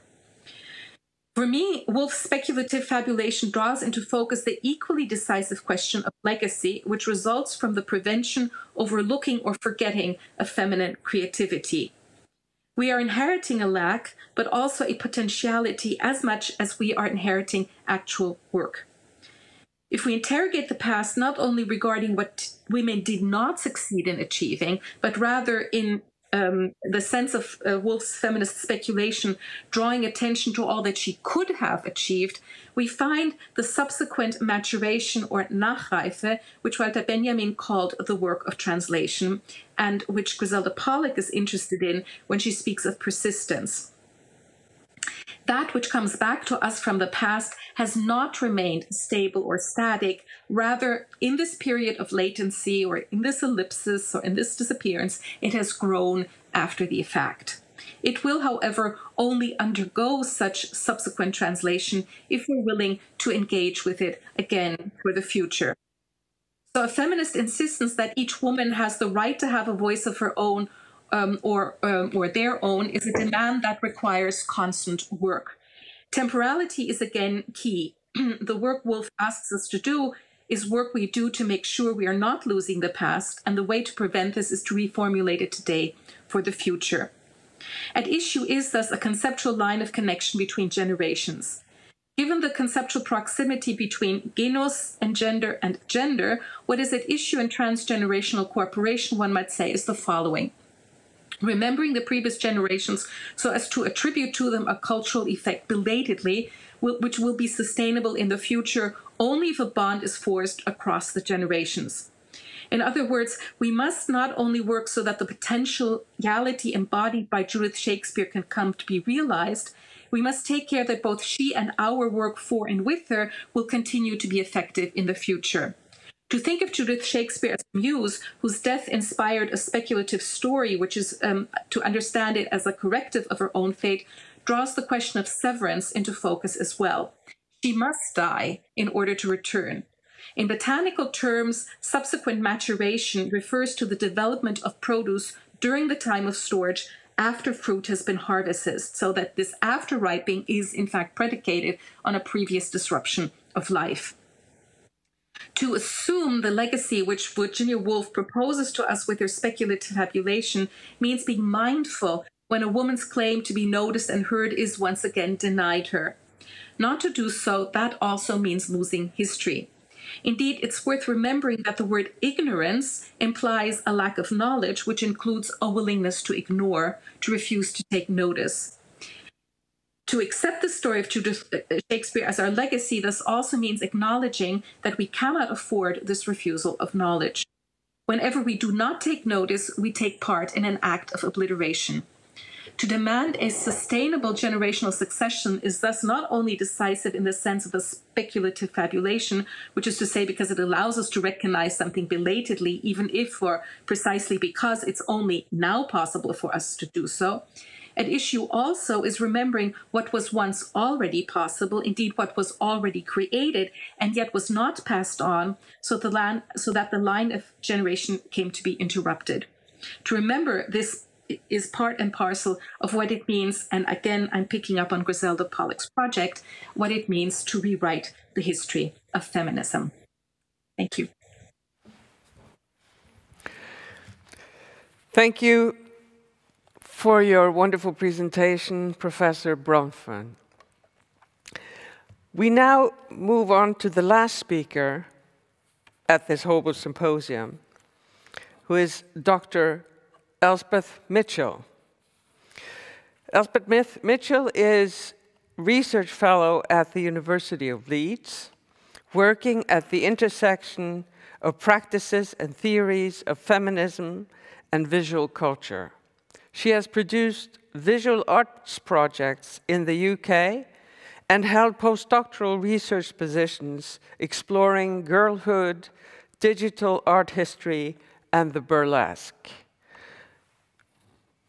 Elspeth Mitchell, the floor is yours. Thanks so much for having me today. Could I have the presentation when you're ready? Thanks. Do we just become feminist? Become a feminist? Is there even a beginning? Or are feminisms always already becoming? Do we become with feminism? Feminisms, though, and this plural form must be emphasised, are resources, tools, ways of asking questions, not just identifications. Diverse processes are entangled in feminist embodiments of becoming. Feminisms need time, space, and other supports for such processing. A feminist space is always becoming as much as a becoming feminist needs a space. Art is a specific site for the working through of feminisms, as aesthetic practices engaged in a particular problematic, or for working through as traumatic event. Today I take us through 3 recent art projects rooted in aesthetic modes that engage in the politics, histories and ideas of a feminism rooted in collaboration and difference. These examples help elaborate becoming feminist as a thrilling, mundane and difficult relational practice, a space for and maintained by wonder as much as agonism. This exploration comes from a particular location, right now this being Leeds, a city in the north of England. More generally, I refer to my own social and geopolitical situatedness, born and working in the UK, a formation passing through the 1990s and 2000s British comprehensive school education, one that was historically closeted by Section 28's prohibition on the promotion of homosexuality, that was without reference to England's colonialist and imperialist legacies, and which purported post-feminist equality while being structurally sexist. After the age of 11, my football career was over. At high school, football was not an option for girls. Many years later, after my short-lived football career, I was a serious student of cultural studies.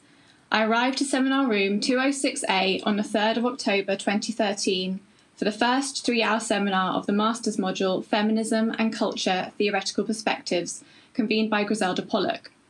I sat down among students of art history, museum studies, sociology, cultural studies and fine art practitioners, and among them Jelen Zhao, Jaren Ospina, Lenka Vrablikova, and Leandra Koenig-Vizahi, a community of feminist art historians and scholars of visual culture who I now count among some of my closest feminist companions.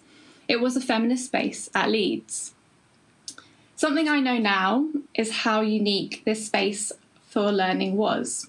The singular postgraduate module where we first met was born from a master's programme in feminism and the visual arts known as MayFem, the first of its kind in the UK, which ran from 1992 until 2003 at the School of Fine Art, History of Art and Cultural Studies at the University of Leeds. Writing in the context of feminism, art and education, Hilary Robinson has highlighted the uniqueness and significance of the feminist project at Leeds, and she writes, "While not a programme that was innovative in the sense of being globally among the first, it was the first in the UK, and it was pioneering in another sense, always a curriculum and pedagogy in a state of becoming. Pollock negotiated MayFem by refusing what she saw as an academic carving up of binary oppositions. The triangular nature of the curriculum, histories, theories, practices, the rigour of the work undertaken, and the process of creating the safe space within academia created a unique environment," end quote. As Hilary Robinson points out, MayFem was a curriculum always in a state of becoming, a landscape of feminist thought and practice, a pedagogy propelled by questions raised by feminism, theory and art. No waves here, yet space of specificity, difference and debate. The premature closure of the MayFem course in 2003 by the institution was marked, as Griselda Pollock has written, by a silence whereby, I quote, "no voice was raised to insist that feminist study in and of itself needed to be named and visible," end quote. As inheritors of a closed master's programme then, was this simply an encounter with loss? Although no longer a conceptual space dedicated to feminism and the visual arts, we were, and are still, dedicated to a space for feminisms to gather and emerge, and dedicated also to our own collective and individual emergence within a web of relations and border spaces. Even though MayFem as a project had ceased to be represented institutionally as such, its existence at all provided a stunning prehistory for imagining our own path of learning. In the same year that I first attended the module Feminism and Culture Theoretical Perspectives, Australian artist Alex Martinez-Rowe, then based in Berlin, began a project to resituate a series of feminist concepts and practices to their relational becoming. Over 5 years, a project entitled To Become Two produced film installations, workshops, and a book that each engaged with the genealogy of the concept of sexual difference, with attention to the sites, relationships, and conversations, both tender and fraught, through which the concept of sexual difference travelled, was enacted, and transformed. I first encountered To Become Two at the Showroom Gallery in London in 2017. The exhibition consisted of 6 films and archival materials of various international feminist communities in Europe and Australia, and those are on the slide here. Their history, organisation, and political practices were presented.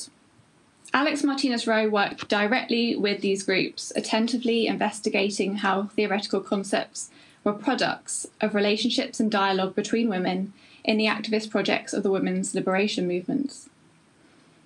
Martinez-Rowe also engaged these practices with feminists of a younger generation around these communities, a new generational alliance. What was so interesting to me about this part was that it explored what has been and what could be transferred into feminist collective practices now and in the future. What was transmissible? How was it transmissible? Why? And to what effect? One film, named Their Desire Rang Through the Halls and Into the Tower, tells the story of Anna Maria van Sherman, the first female graduate university student in Europe. The story, performed by members of what is now the Graduate Gender Programme at Utrecht University. This story became intertwined with the development of the Women's Studies programme at the university in the 1980s and 90s, which was characterised by a lively activist and anti-hierarchical approach to academia. In another, A Story from Circola della Rosa, the voice of a woman announces, "My dear, I have been searching for stories." Written as a letter to a friend, the artist's voice narrates the story of 2 Italian women working together in the 1980s, engaged in the practice of affidamento, often translated as entrustment. The story concerns women from the Milan Women's Bookstore Collective, who developed a way of doing collective politics where the joint force of the women's movement aimed not to be dismantled by individualism, but also where the difference of each participant in that movement became an important part of it. Alex Martinez-Rowe names this solidarity in difference. The last film of the 6, Our Future Network, is quite different from the other 5. Structured by 20 propositions for feminist collective practice, it was filmed and enacted over a 4-day meeting of 22 women. In the exhibition, I begin watching this film from Proposition 7, Productive Refusals, an exercise in which participants reenact the practice of saying no. The propositions are presented to camera, and we see excerpts of the different ways they practice them. Although different from the other films, Our Future Network oscillates with a similar relational gesture. This new network is one that learns from the living histories of feminist communities, tracing the development and transmission of their ideas and actions, while also imagining how the relational entanglements rooted in material histories and economies of desire can inform new political practices. To Become Two, as the title suggests, is deeply invested in the notion of sexual difference as elaborated as two-ness by philosopher and psychoanalyst Luce Irigaray. Through the films, we encounter what it has meant to think through sexual difference, to practice it within and beyond groups and institutions. This meaning is inscribed at the level of representational content, tracing the transmission of philosophical ideas and practices, and inscribed in the form and process of its making. Significantly, it is through the moving image, in quite divergent forms of mediation and address, that Martinez-Rowe finds an appropriate aesthetic form to hold the complexities of stories, images, voices, action, and politics. Although precipitated by Irigaray and her theory of sexual difference, the aesthetic and ethical resonances of To Become Two open themselves up further if explored in relation to the theory of the matrixial as outlined by artist and psychoanalyst Raka Essinger. This is because the matrixial allows us to think dimensions of subjectivity that without psychotic disintegration can be both partial and what she calls co-emerging, and co-affecting alongside shared borderlines and border spaces, permitting difference without absolute severance. It is not inconsequential, then, that in the 2 years prior to beginning work on what would become To, Alex Martinez-Rowe participated in a workshop in Berlin and a masterclass in Utrecht with Bracha Ettinger, for whom the question of ethics, aesthetics, and feminine sexual difference are approached quite differently than in the Irigaray framework. At the conjunction of the psychoanalytic and aesthetic, the matrixial is an additional stratum of subjectivity and sexuality, based on a proto-ethical and proto-aesthetic prenatal transjective encounter. Ettinger has also written on the implications of the matrixial in a postnatal feminine subjectivity by formulating the concept of fascinance. Fascinance theorises psychoanalytically how a dimension of the formation of sexuality arises from the becoming feminine subject's need to gaze upon her adult other, the adult sexual woman she might become. Fascinance names the transformational potential of this reciprocal encounter, which can be virtual, i.e. with an image or a text, that establishes and holds a matrixial link to the originary transjective encounter with feminine difference. This durational encounter event of fascinance I associate with gazing, time, and becoming, so that it offers potential resources, a matrixial link, for thinking about artworks like To Become To, as it helps describe and incite the erotics, vulnerability, transformational resonance, and wonder inscribed in such work. Wonder is that which creates movement, makes space for feminist discovery. Artworks exploring our relation to one another, sometimes intergenerational, and projects working with archives and historiographies have found an hospitable aesthetic form in the artist's moving image, a practice dependent on gazing in time, narrative and form, as well as placing together diverse images and sounds. London-based artist Rahana Zaman, in collaboration with Liverpool black women filmmakers, created one such film entitled How Does an Invisible Boy Disappear?, commissioned by the Liverpool Biennial held in 2018. The film developed from a 9-month collaboration between the artist and a group of teenage girls who created their own filmmaking collective in the process. The film documents the group as they work together, creating a thriller focusing on a girl's search for a forgotten boy. The search follows Snapchat locations and issues a stark caution about ignorant adults and the failure of the police. In its collage-like form, the chopped-up narrative of the lost boy is layered alongside candid workshop footage, behind-the-scenes filming of the group, and fuzzy archive footage of anti-racist organising from Liverpool-based groups. The process of devising and producing a film is made a collaborative and intergenerational endeavour, drawing on the histories of groups such as Women's Independent Cinema House, aka Witch, and the related group Black Witch, and Liverpool Black Media Group.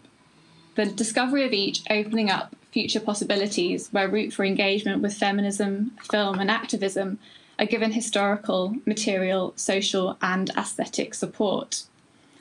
Clearly, Rahana Zaman, through such collaboration with teenage girls, is questioning authorship and the false individualism of film and artistic production. The decision-making process negotiates working together in difference, with and against the differentials of power, age, experience, authority, and influence. The group shifts away from infantilizing forces that might compel innocence or blame upon their own image, or remove agency from girls, young women, and children. This is produced in part by the literal act of taking up the process of image production, and in the sensitive experimentation of form, shared tender moments interspersed through the thriller's arc. In her recent book, Living a Feminist Life, feminist theorist Sara Ahmed opens by saying, I quote, "When I think of my feminist life in this book, I ask from where, but also from whom. From whom did I find feminism? Where we find feminism matters. From whom we find feminism matters." This seems important for Rahana Zaman and the film collective who produced How Does an Invisible Boy Disappear, having worked through situated and situating histories of feminist anti-racist practice and working to find a way of creating and sustaining a form of their own. From where and from whom matters, but also with whom and how matters. The effectively charged film is a document that attests to this, but clearly also reaches beyond the sum of its parts. On the question of becoming feminist, Sara Ahmed, in fact, dedicates 3 chapters, a whole section, within which formative phenomenologies of experience, of being a girl and finding one's own relationship to yourself and the world becomes particularly poignant. Ahmed writes, "To become feminist can often mean looking for company, looking for other girls, other women who share in that becoming." And later she says, "A feminist project is to find ways in which women can exist in relation to women, how women can be in relation to each other. It is a project because we are not there yet." As Ahmed says, this is a project of both looking for others to share, but also to figure out how that process of being alongside one another can be done and sustained. A final example. From 2017, I led a project named Art School for Rebel Girls with Leeds-based visual arts organisation Pavilion, involved in working with teenage girls and other artists in Leeds, creating artwork, exhibitions and curating film. The project, first devised by Jill Park as then director of Pavilion, was inspired by Pavilion's feminist beginnings as the UK's first women's photography centre, founded in 1983 by graduates from the Department of Fine Art at the University of Leeds, and who there had been taught by Griselda Pollock. It was due to Jill Park's crucial research on the founding moment of the Pavilion that a connection to the present-day organisation, still commissioning contemporary work in photography and moving image, as a specifically feminist project was able to be made. Inspired by this, Art School for Rebel Girls drew on feminist pedagogical practices for creative workshops to challenge notions of power and individual achievement through aesthetic practices. The meetings at school led to longer workshops outside of school, bringing girls together with other artists and curators, forming an intergenerational working group. The group engaged in different activities, including collaborative film curation. Dream Screens was a programme we devised of short films by women developed for Sheffield DocFest, an international documentary film festival. The screening formed part of a special focus on feminist film collectives from the 1970s onwards. The question for us was how might we produce a genuinely collaborative programme, while also inciting and holding space for our own reactions, ideas, emotions, in response to the 30-odd short films we would view with only a short break for pizza. After school one day, we gathered at our space, a makeshift cinema set up and reams of paper pinned to the walls, as you can see in the image. Around the walls, on large sheets of paper, were listed over 30 films. We watched and responded on paper. Rather than giving it a mark out of 10 or saying if we liked it or not, we used a personal symbol placed high or low on the wall according to energy. Was our response to it high energy or low? We then discussed the kind of energy, the quality it had. What arose in this process, I think, and hope, was a form of accounting for oneself, of articulating feelings in relation to art that tried to grasp our difference alongside one another. The encounter with art can be difficult, joyous, transformational. But what I learnt here is that it matters with whom or with what you are beside. For instance, I'd not fully appreciated how funny Martha Rosler's video Semiotics of the Kitchen is until watching it with a group of 13, 14 and 15-year-old girls. The room was in utter hysterics as Rosler motions with a ladle, flinging what is in fact only air from an empty saucepan. To finish, feminists, by doing and thinking feminisms, offer resources through the existence of their feminist lives and by having engendered possibilities for those that later may become feminist or not, possibilities that were once impossible even to imagine. In a recent panel discussion, Botswanan writer Horata Chengeta highlighted both the popularity of feminism as a slogan, while emphasising that many resist such identification for various reasons, not least the word's Western origins. For her, however, what is important is feminism as a commitment to others. Within educational institutions, our students are coming with vigorous and compelling demands for decolonised curriculums, for the right to be safe within classrooms, and to work within models that centre practices of disability justice. And as Sara Ahmed says, increasing numbers of students who want to identify themselves as feminists are demanding that we teach more courses on feminism. Feminism is bringing in people into the room, she says. And in a room, there is much you can do. For now, we are not in rooms, but in individual squares on video conferencing software. But actually, in my experience at least, these squares have not entirely prohibited sustaining relationships with one another of quality, compassion, and solidarity. And we find a space because we are moved to make it happen. Thank you very much. Thank you so much, Elspeth Mitchell, for your timely presentation. I now call on Professor Griselda Pollock to comment on the presentations given before we proceed to the panel discussion. Griselda, you have the floor. Thank you so much. The first thing I want to... Am I speaking? Yes? Yes, you're speaking. Now I can be heard? Yes. Okay.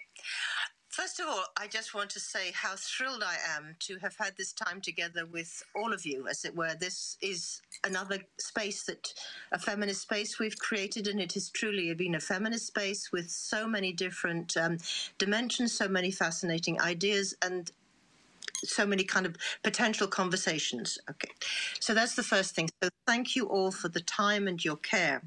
What is always very interesting is when you have to select some speakers.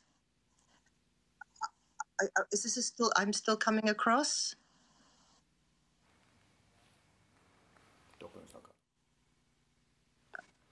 Okay, I'm hearing myself, but I'm not hearing it from the screen.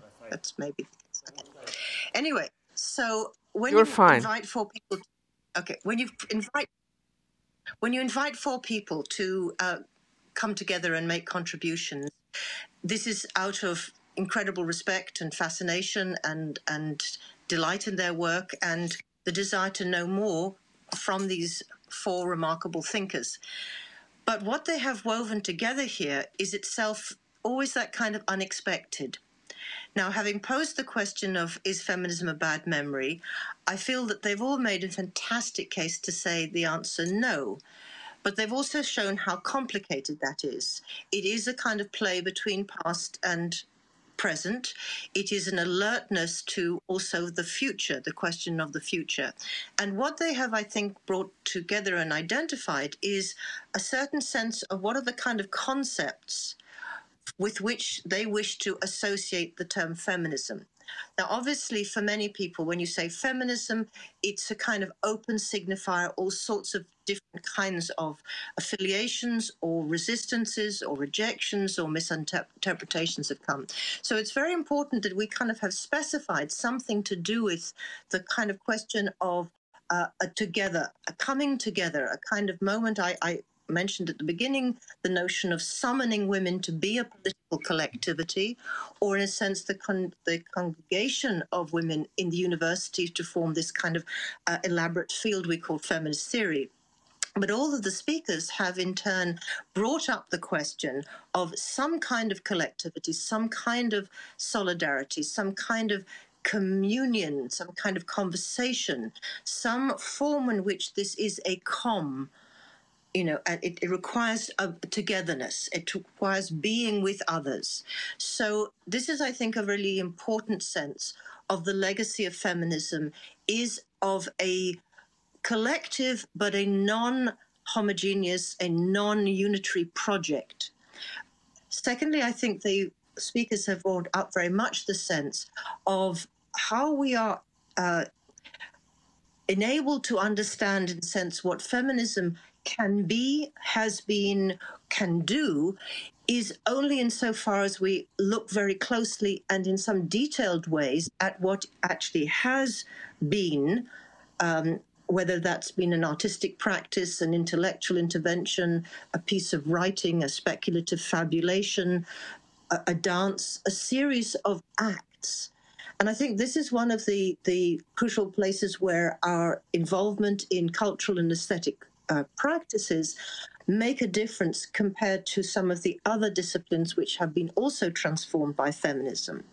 That is to say that there is a genesis, there's a poiesis, there's a creativity involved in making images, in certain kinds of performances, whether those are intellectual or literary or artistic or cinematic.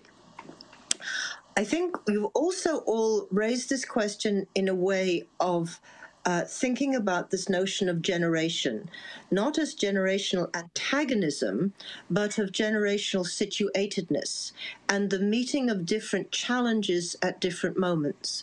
So I want to pick up what I heard most recently, in sense from you, Elspeth, invoking Sarah Ahmed's wonderful, and detailed, and as you say, the phenomenologically precise way she explores what it means to become a feminist, where feminist isn't an identity or a label. It is a project. It is an adventure. It's a kind of open signifier that engages with the desire for some form of transformation. The underside of the desire, as you've suggested, is a kind of, particularly Elisabeth, a kind of protest against a certain kind of murderousness, a certain kind of killing, a constant silencing against which we fight, which is, I think, a very important thing for people to grasp, that this touching faith that if you say something's wrong, you have faith it will get better. Whereas we in the women's movement and in feminism realize that we are constantly having to battle with not just a kind of indifference or perhaps a kind of polite permission, go off, Griselda, do your own things, have your own feminist studies, doesn't need to bother us, or in what I've experienced in academic life, which is you do the feminism and the rest of us can get on with kind of, token acknowledgement of issues of gender. But what you're suggesting is, and I think I can agree with this and mentioned it in a lecture I gave quite recently, it's not so much why have women been silenced or forgotten or oppressed, which we seem to really have some hold on the why of that, naming the systems in which it happens. But why is it constantly necessary for this to continue? Why are we still struggling for the persistence of feminism? So I thank Elisabeth for taking us back to the 1928 and 29, Virginia Woolf, but also in a sense with her back to the 16th century, and indeed invoking the fact that feminist thought has this incredibly long history. It's there in many cultures, in all, the literatures of many cultures and the histories of many cultures.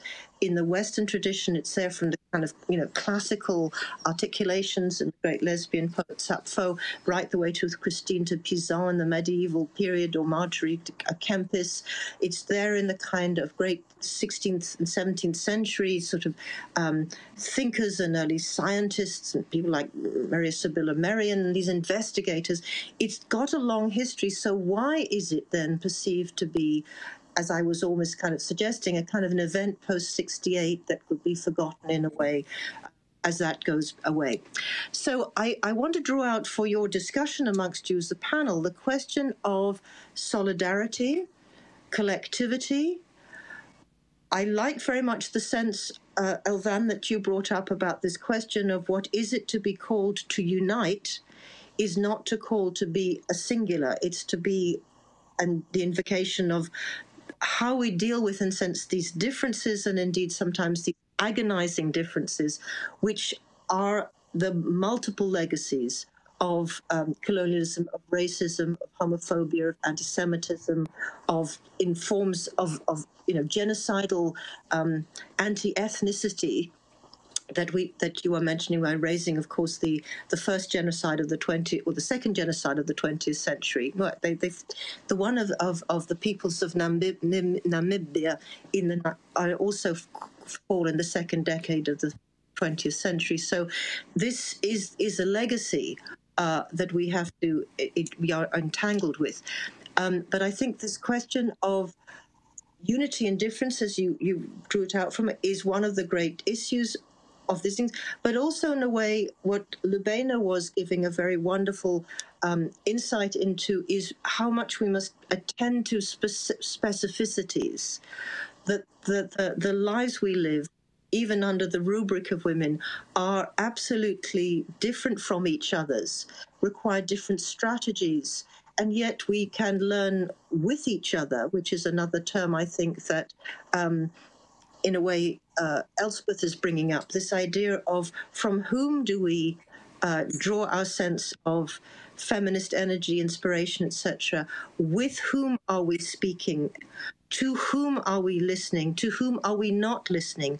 Who gets excluded from unexamined privileges and normativities that we enact, even as we appear to think of ourselves at the radical cutting edge of whatever it is, the particular version that we are thinking. So I feel that the very, very, very delighted that my provocation did not lead to perhaps what the kind of gloom in which I was first enwrapped as I watched these endless waves and certain kind of popular representations of feminism kind of negating the past. All of you have made very clear how we build with, we think with, we revisit, how it necessarily returns, and each of you have presented it in an exquisitely elegant way. I just want to end by one comment about Elspeth's superb presentation in terms particularly of what it means to be thinking in the position that you are in now, as in sense presenting as a younger scholar.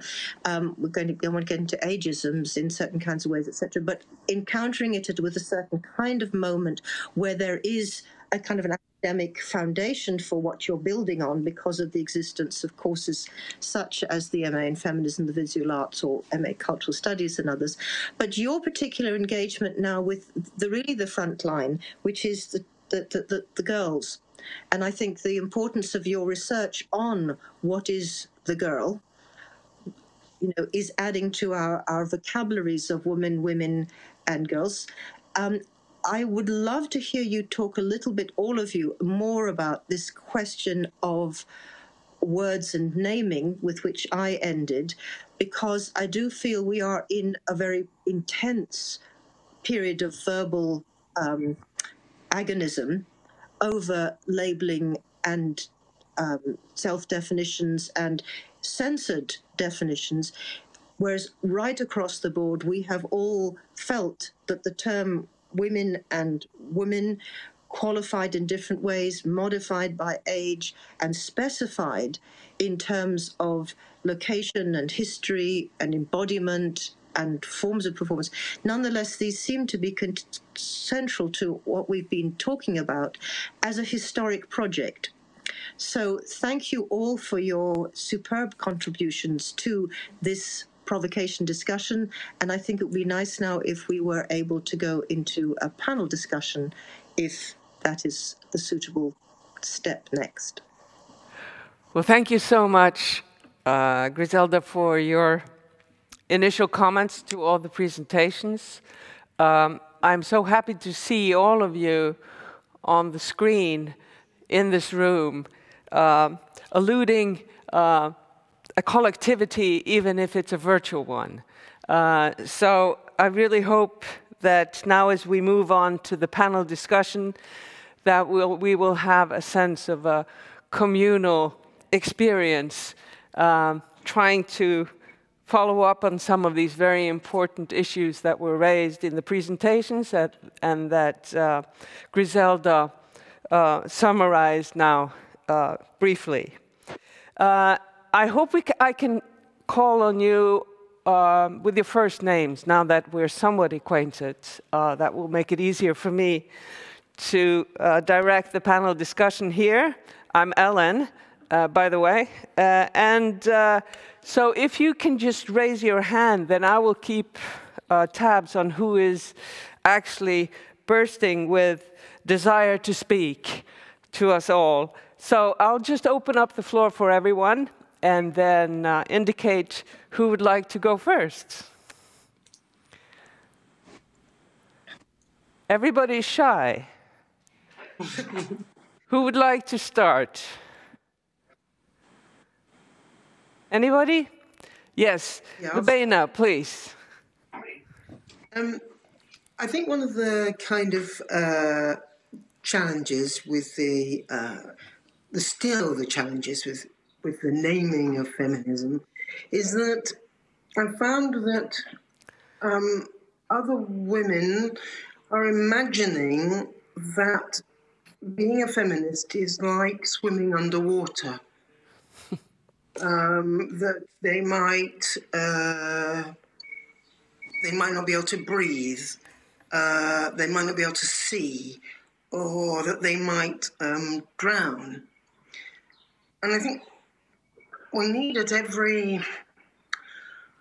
opportunity to weave into the conversations that we have, and I suspect that that's exactly what all of you are doing, but I think we need to do it on an even broader scale, is to emphasize that it's much more like walking and talking at the same time, or singing and dancing at the same time. You know, it's full of exchange, and it's full of the potential for getting mixed up or failing or tripping or whatever, but that it's kind of continuous and building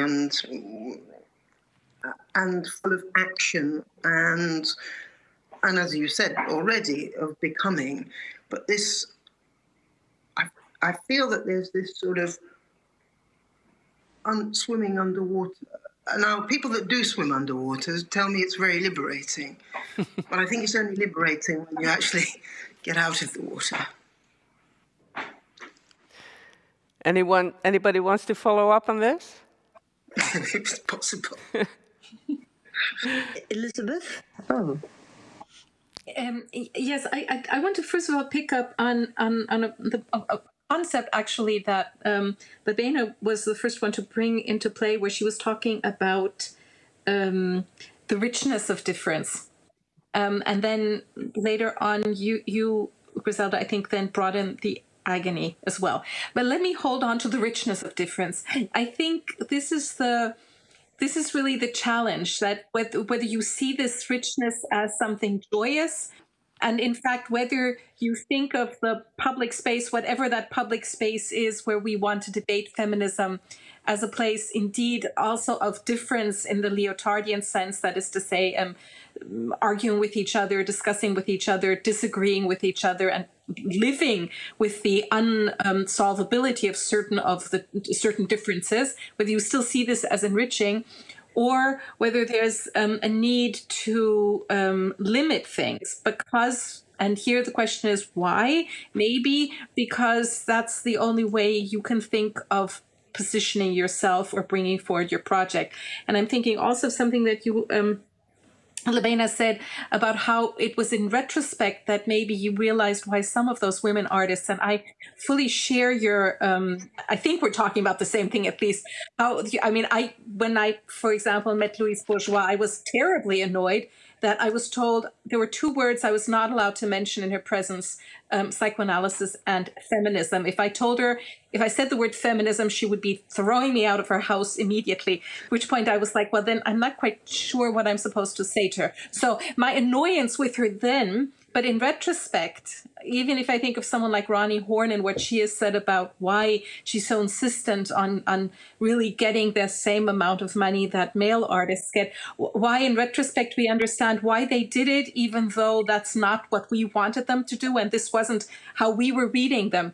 So I'm getting back again to this. I think this is the problem with feminism. It's about changing, or at least working towards change. But the positions from which we do this are very, very different. And it can be extremely challenging and perhaps impossible if one feels that the project one is trying to further at the moment cannot be all inclusive, or to go even a step further, doesn't have time or space for endless negotiation. I'm the one who's always for the richness of difference and living with all the complexities and impossibilities of closing a case that might entail. But I understand why sometimes that's not the right position if you want to change something immediately. And I think that for many, both older and younger scholars, artists, people working in the field of art, there are so many other things they have to contend with, because you also brought in the art market, and I'm very aware of the financial aspects to the art market, where unless you XYZ, you know the right people, you have the right funding, you come from the right political position, you're just simply not going to be able to get the audience or get the attention that you need. So then what do you do there? So I think this is the challenge. Not sure that's making any sense here. Yes, I think Elvan was making a sign here to follow up on this. Yeah.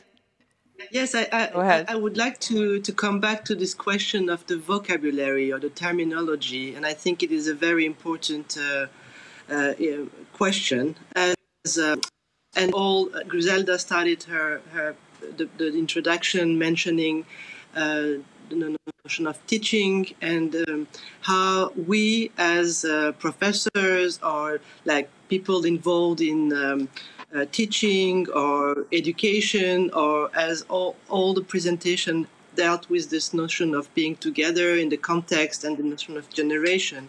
And I think this question of the vocabulary is very important. And then when Elisabeth just said that Louise Bourgeois did not want to hear about feminism, I have a PhD student working on Louise Bourgeois, and he found out in her personal journal that she was very much involved in feminism, actually. So it is written. I mean, she was part of like groups and all this. And with the same, my graduate students last year, we decided to rename, because it was a moment I was working on this blatant image, the magazine with this woman all together. And they decided to rename and not say that we're part of a seminar, but we're part of this ovular. And I liked very much this circularity and the idea of the fluidity. And then I said, okay, this year we're not going to have a seminar, we will have an ovular. And all the graduate students, like male, female, or like binary or whatever, or queer, they all said, okay, that's perfect. And then so what was really interesting, they adopted this vocabulary, and it became like a very common way to say, okay, we're having this ovular this afternoon.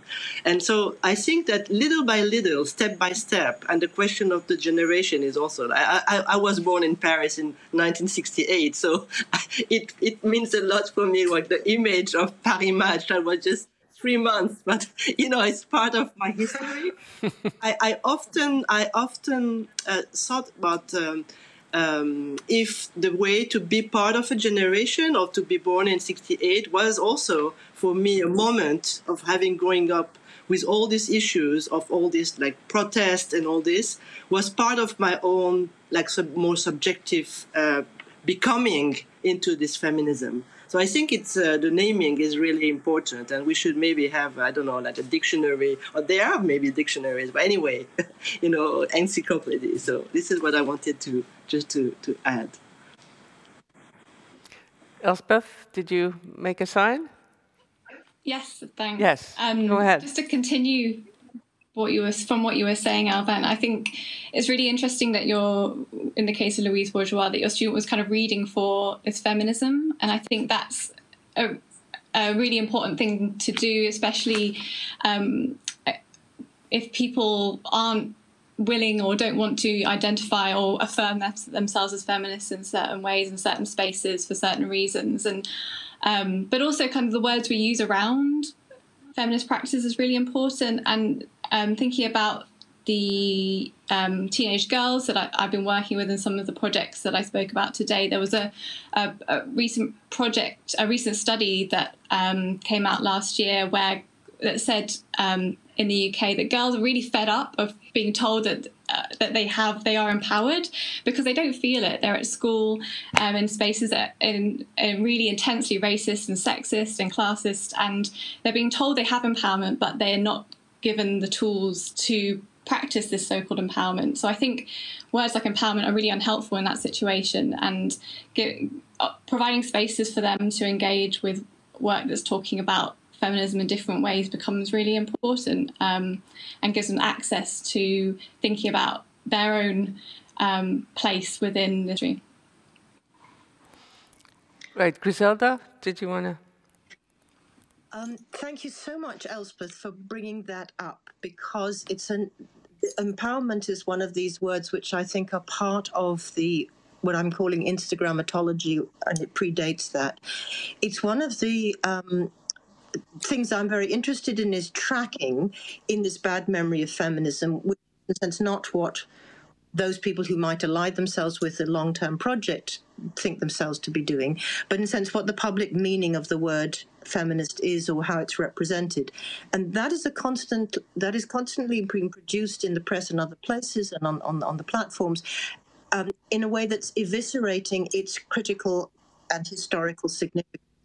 And this notion that women are empowered seems to be one of these very, very dangerous and sinister kind of pieces of misinformation and misrepresentation. Because, of course, nothing to do with feminism was ever about women and power. All of you have made very clear in your presentation something to do with visibility, something to do with a certain kind of agency, something to do with a certain kind of discovery about what it is that we could do, think, say, find out, even about ourselves, let alone the world, and what we could contribute if we were to think from within ourselves and from within our, those which we consider our own communities and the communities of others, what we're going to contribute. So if feminism is as a kind of investigation and a set of actions, it has never been for women to get into power.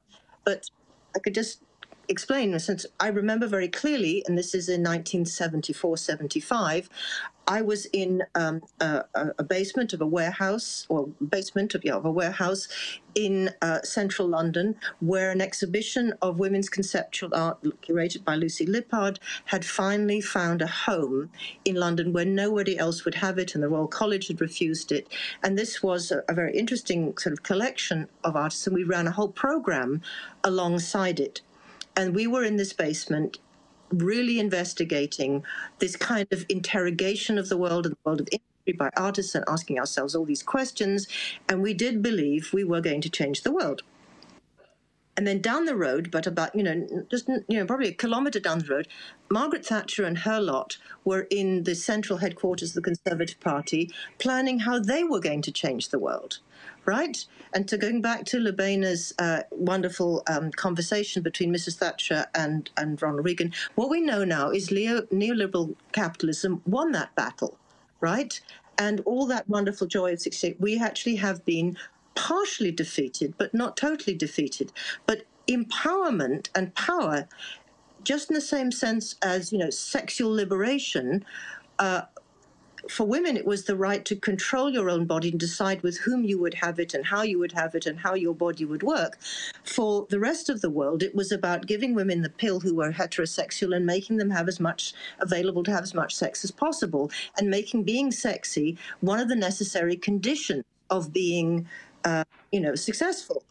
And I see, therefore, this massive kind of deformation, like the two sides, the bag sides of the coin, of in terms of what feminist ambition was, for just to be safe, not to be afraid, not to be violated, not to be poor, not to be ignorant, not to be sold off, not to be denied the right to have your own thoughts and creativity. And yet it's being represented as if everything that feminism wanted was, power dressing and the monstrosity of power.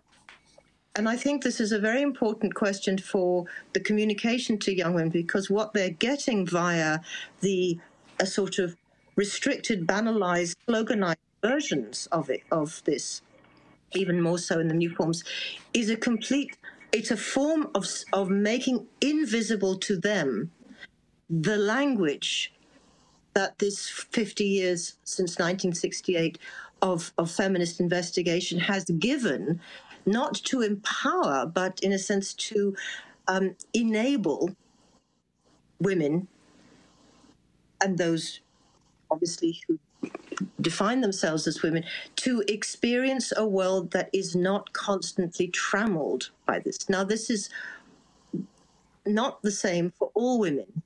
And this is where, this question of difference is another of these words that sort of, oh, we all know differences, but it's not. It's the livedness of each that counts as difference from me, is actually the sense of this is the reality of someone else for whom my difference may represent what they are not allowed to have.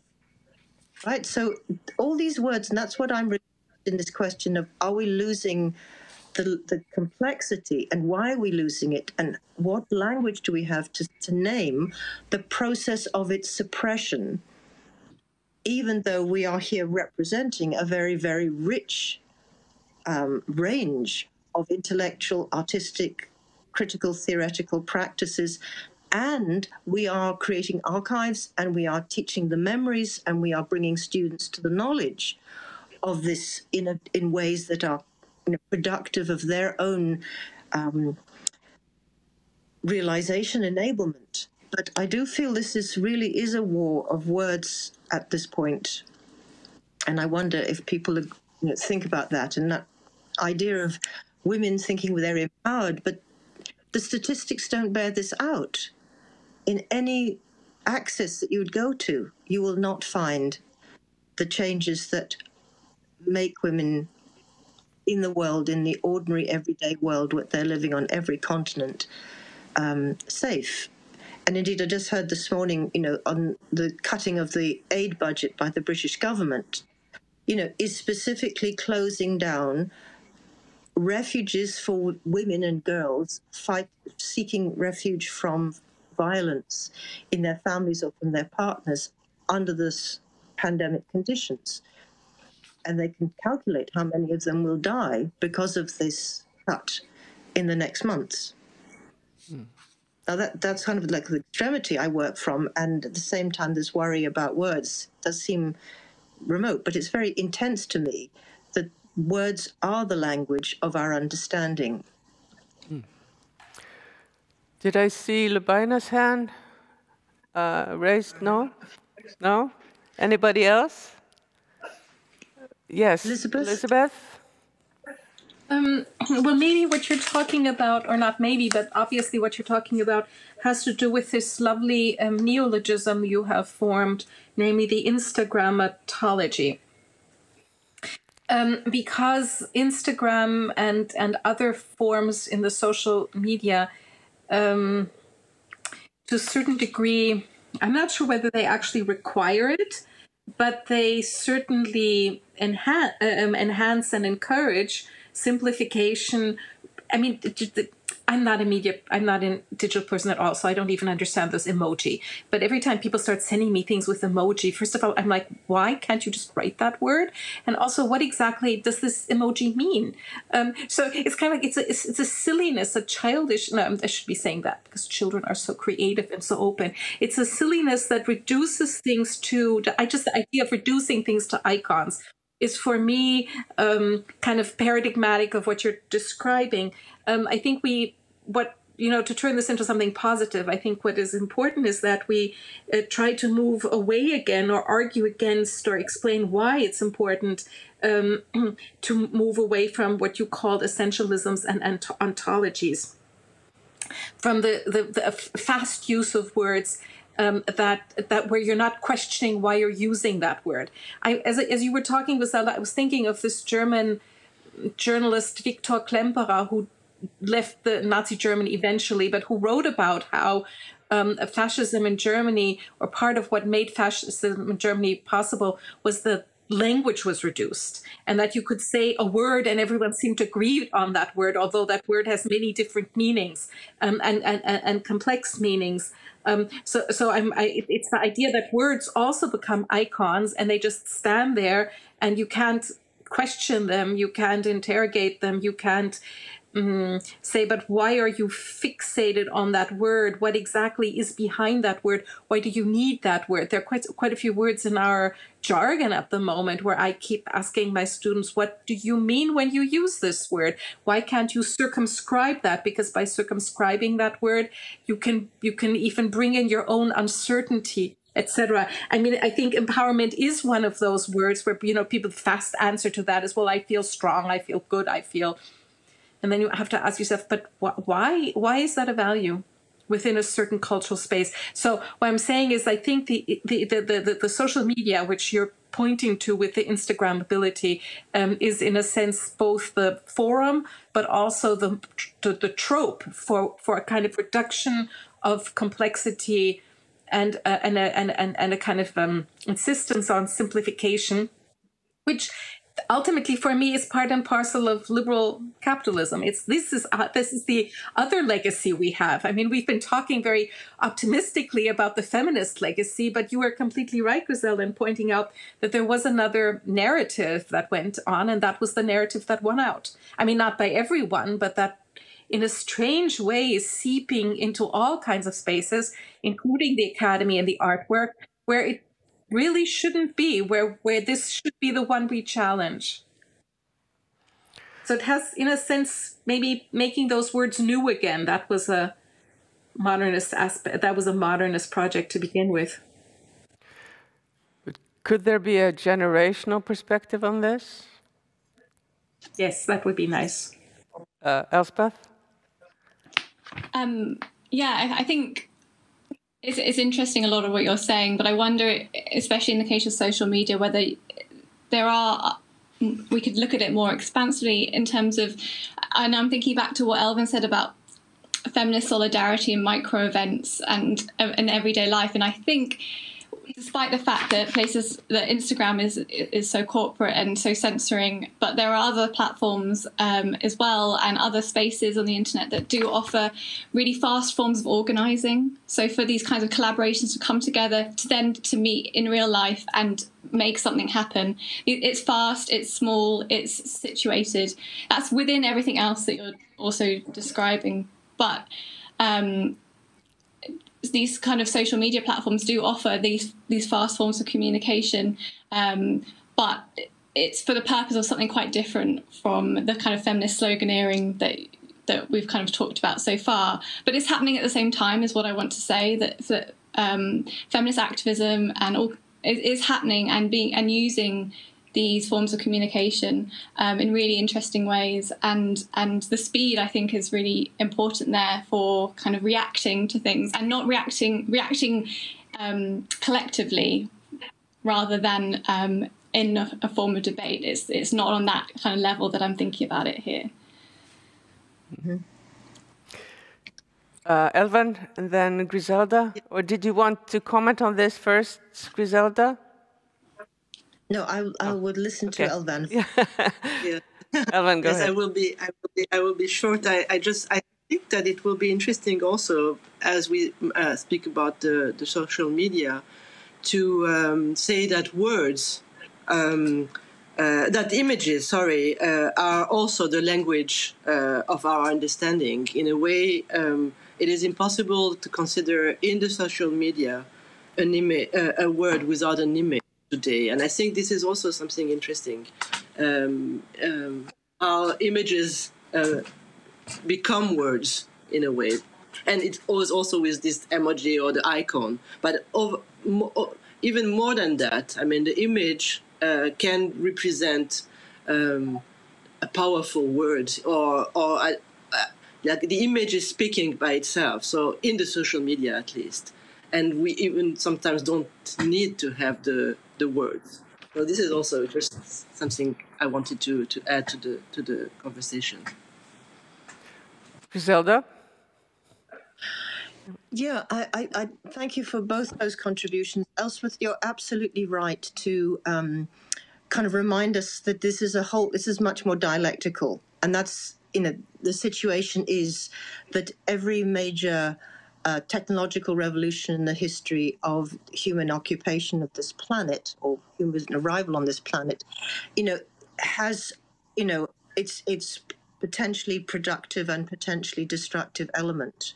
So this is where my training as a Marxist, still remains with me, which is, that. And it can work on behalf of capitalism, or it can work against us, so that we have to always hold that dialectical aspect of it. And I think, therefore, the infinite capacity for this speedy communication is phenomenal and wonderful, and all of us now can't imagine a life without it. You know, the idea of writing a letter and have to go to post, waiting for post to come back, etc., all of those things.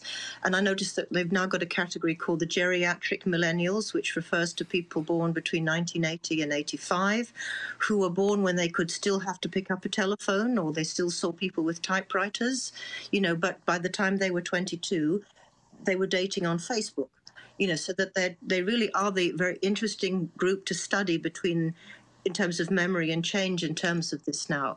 But at the same time, every time we look at it, because I remember, Walter Benjamin talked about the invention of, television. He'd think it would be this great, wonderful thing. It would be a public sting, and we would all stand around, and there would be public debate. And of course, no, it becomes corporate. It's running, and we have to understand who owns these things, who's making money from us, how do we always negotiate those worlds. So I think that is a level of complexity we have to think about for that. But where it links to what Elvan's presentation, which was that you have these photographs, you have people making banners, you have this combination of words and bodies in the street. I love that, and both the empty ones and the full ones, this which still happens when people are enraged and they mass in the streets, such as the protest against the terrible, terrible rape and murder of Jyoti Singh in New Delhi 2012. Huge, the necessity for women to sort of instead shout with words and placards. It wouldn't be the same on, on any of the sort of social media platforms, because they're all algorithmically connected to your feeds, to your interests. Everybody, this is all a kind of vastly managed system to represent the world to you by what you've already represented your world is. And so going back to Lubaina's image of, drowning and swimming, being caught up in a flood of something, I don't think we know quite how to do this critically. What I'm just trying to do is to try and analyze for myself as a cultural studies, cultural analyst, art historian, what is happening at this intersection between the communication modes, the systems, the power systems, the economic systems that they represent. Because we are not, I think, as conscious when we take advantage of this facility of what in sense is the structure. It's invisible to us. The economic structure of it is sort of invisible, but we're beginning to become aware of it. But to go back to the point of drowning and swimming as opposed to talking, seems, again, with your work, Lubaina, and with the work also that Elspeth was talking about and what Elvan brought forward as well, which is acutely an issue to us now, because we have been deprived of sociality, of the possibility of collection, of being together, of being those bodies in space, right, for a whole period of time. And we're going to have to think about that in entirely new ways if we're all going to meet for the next 5 years masked. If public space or every kind of gathering is going to be seen, this is a very, very critical moment to think about how the platforms that we do have and how the dissemination can happen of ideas, if some of the modes of embodiment, of presences, of being together in real terms is deprived, or if the models of being together that are creating the illusion of the platforms prescribe and pre-select. So I think this is a big political issue. I think it's a cultural one, etc. But I think this feeling that I just want to pick up again on this thing about feminism being like a kind of, I was thinking when you said swimming, like a suffocating blanket. Once you're in it, you're caught inside it, rather than what I think you're constantly presenting in your work, Lubaina, which is we are together to try and figure something out that we are in but we don't quite understand, and that this is difficult, can be even treacherous. It's very painful. It's both joyous. But that is what I would love to convey to people and to students, that this is a commitment to an investigation, not a set of labels. And as I shall say in my Holberg lecture, and I said recently in the struggle our students at my university have to engage with the repressed question of racism, the curriculum and in the teaching and in their personnel, is these are obligations. These are not labels. I'm not, feminist, post-colonial, queer, international social historian of art. These are kind of like a little St. Sebastian. They are arrows that are, piercing my body and my soul, saying, you have to pay attention to these things and think with them, and therefore think in that conversation. So I think I'd like to draw out that question of conversation, which is, I think, very different from the models of communication and the feed that we have to, are all going to completely use. But nonetheless, there is a price that we have to be aware of. And that's why I suppose obligation and criticality are so crucial for me. Does anybody want to follow up on this? We have reserved 10 minutes for questions and answers, and we have opened up for the audience to be able to write in questions. So far, we haven't received any, so I just propose that we continue this conversation until Griselda gets the last comments at the end. So I'll just open up for any of you again. Yes, Lubaina? I think one of the kind of maybe important things to remember is that although now, especially in public, I'm talking about how in the 1980s we were talking and arguing and meeting and being very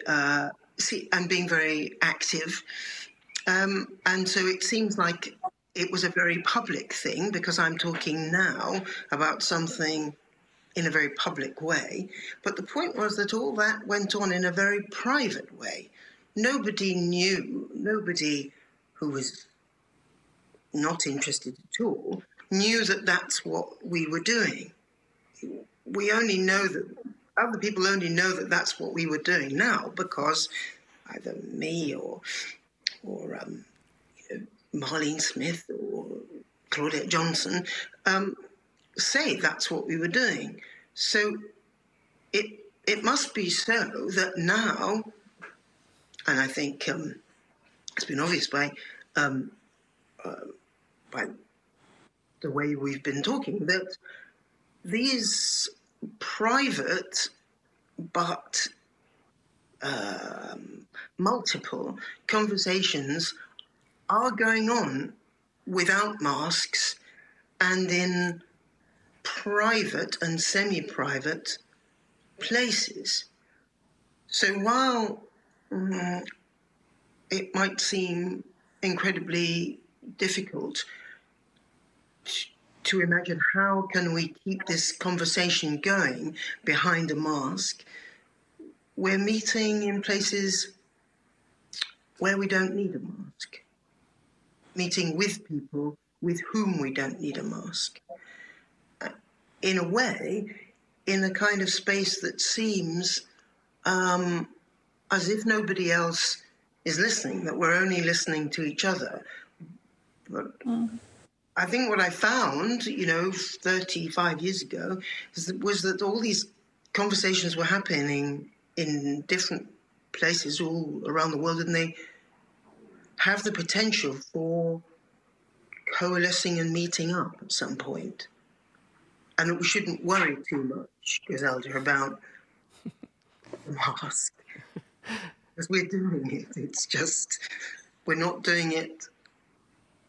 Yeah, we are doing it. I think today. Yeah. Right here. Yes. Anybody else wants to follow up? Yeah.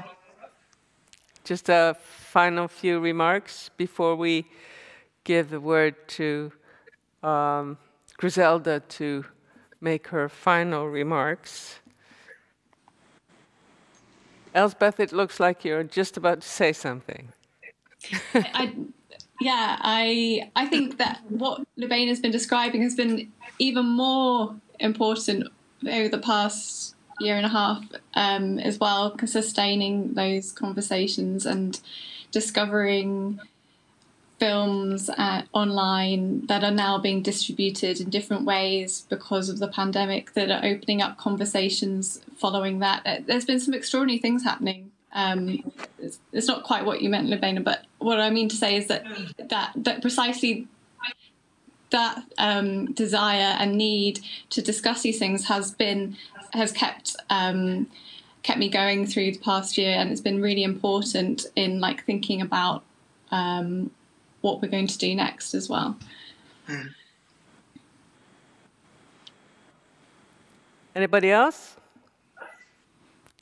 If not, I will give you the possibility to give us your final remarks, your concluding remarks, Griselda. We have about 3 more minutes to go, so the floor is yours. Well, again, I'll use this first of all to thank my colleagues for the time they've taken to be with us today and the thoughtfulness with which they have prepared presentations to address my provocation. I just want to say, I mean, I've been thinking about this. It was really very intense in the sort of beginning of this, the 2010s, 2013, 14, and I promised to write a book about this. And I haven't managed to finish this book because I got more frightened as time went on about the sheer complexity of trying to think about feminism as an object of cultural memory, how it's being, this question between remembrance, the iconography of it, the question of do we understand what it was, the trauma of it, as opposed to the kind of modes of remembrance that were being produced. And Claire Hemmings's famous book about, the stories we tell, how has the history of a certain kind of feminism and social sciences been written, different narratives of progress or regression or positive, all these things. I've been absolutely stymied by it, but I'm now very much encouraged by the presentations that you've made today, because each one of you has opened another door into this very complex question of, which I think is at the heart 2 things. One is, in a sense, how radical has been this particularly intense and dense moment that I'm calling the circa 1968, which produced not only the possibilities for artists, for thinkers, for philosophers, for theologians, for literary people, and for quantum physicists, etc., to ask this deep, deep question about sexual difference, to ask the question about social constructions of the meanings of gender, the psychosocial and psychosexual formations of subjectivity. I think this is such a rich treasury. And at the point now that I am, as it were, retired from teaching, I suppose my anxiety is what will happen to that. In one sense, I'm encouraged by all of you not to worry, right? It's out there in the world. Somewhere it will be found. In different ways, people find it and need it. But I think what I suspect is that even my generation will one day be something as wonderful as Virginia Woolf's was, or, discovering, all of the artists of the history that I've discovered. They will not disappear, etc.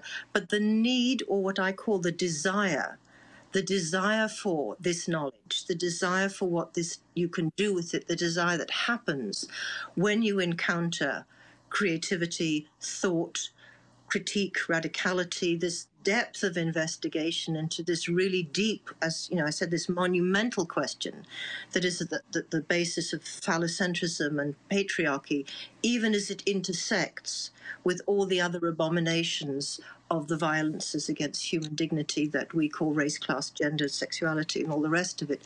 But I feel that this is right. So you've left us with a sense of the Knesset, I hope the necessity, what I'm calling, of not forgetting, which is an active process of fidelity to something which is not a fixed something, that's not the swimming pool you'll drown in, but it's the infinitely transforming, self-transforming event that is also constantly interacting with historical events which are unpredictable. So I don't want my Instagrammatology to be seen as a kind of, grumpy old woman saying, oh, about the flu.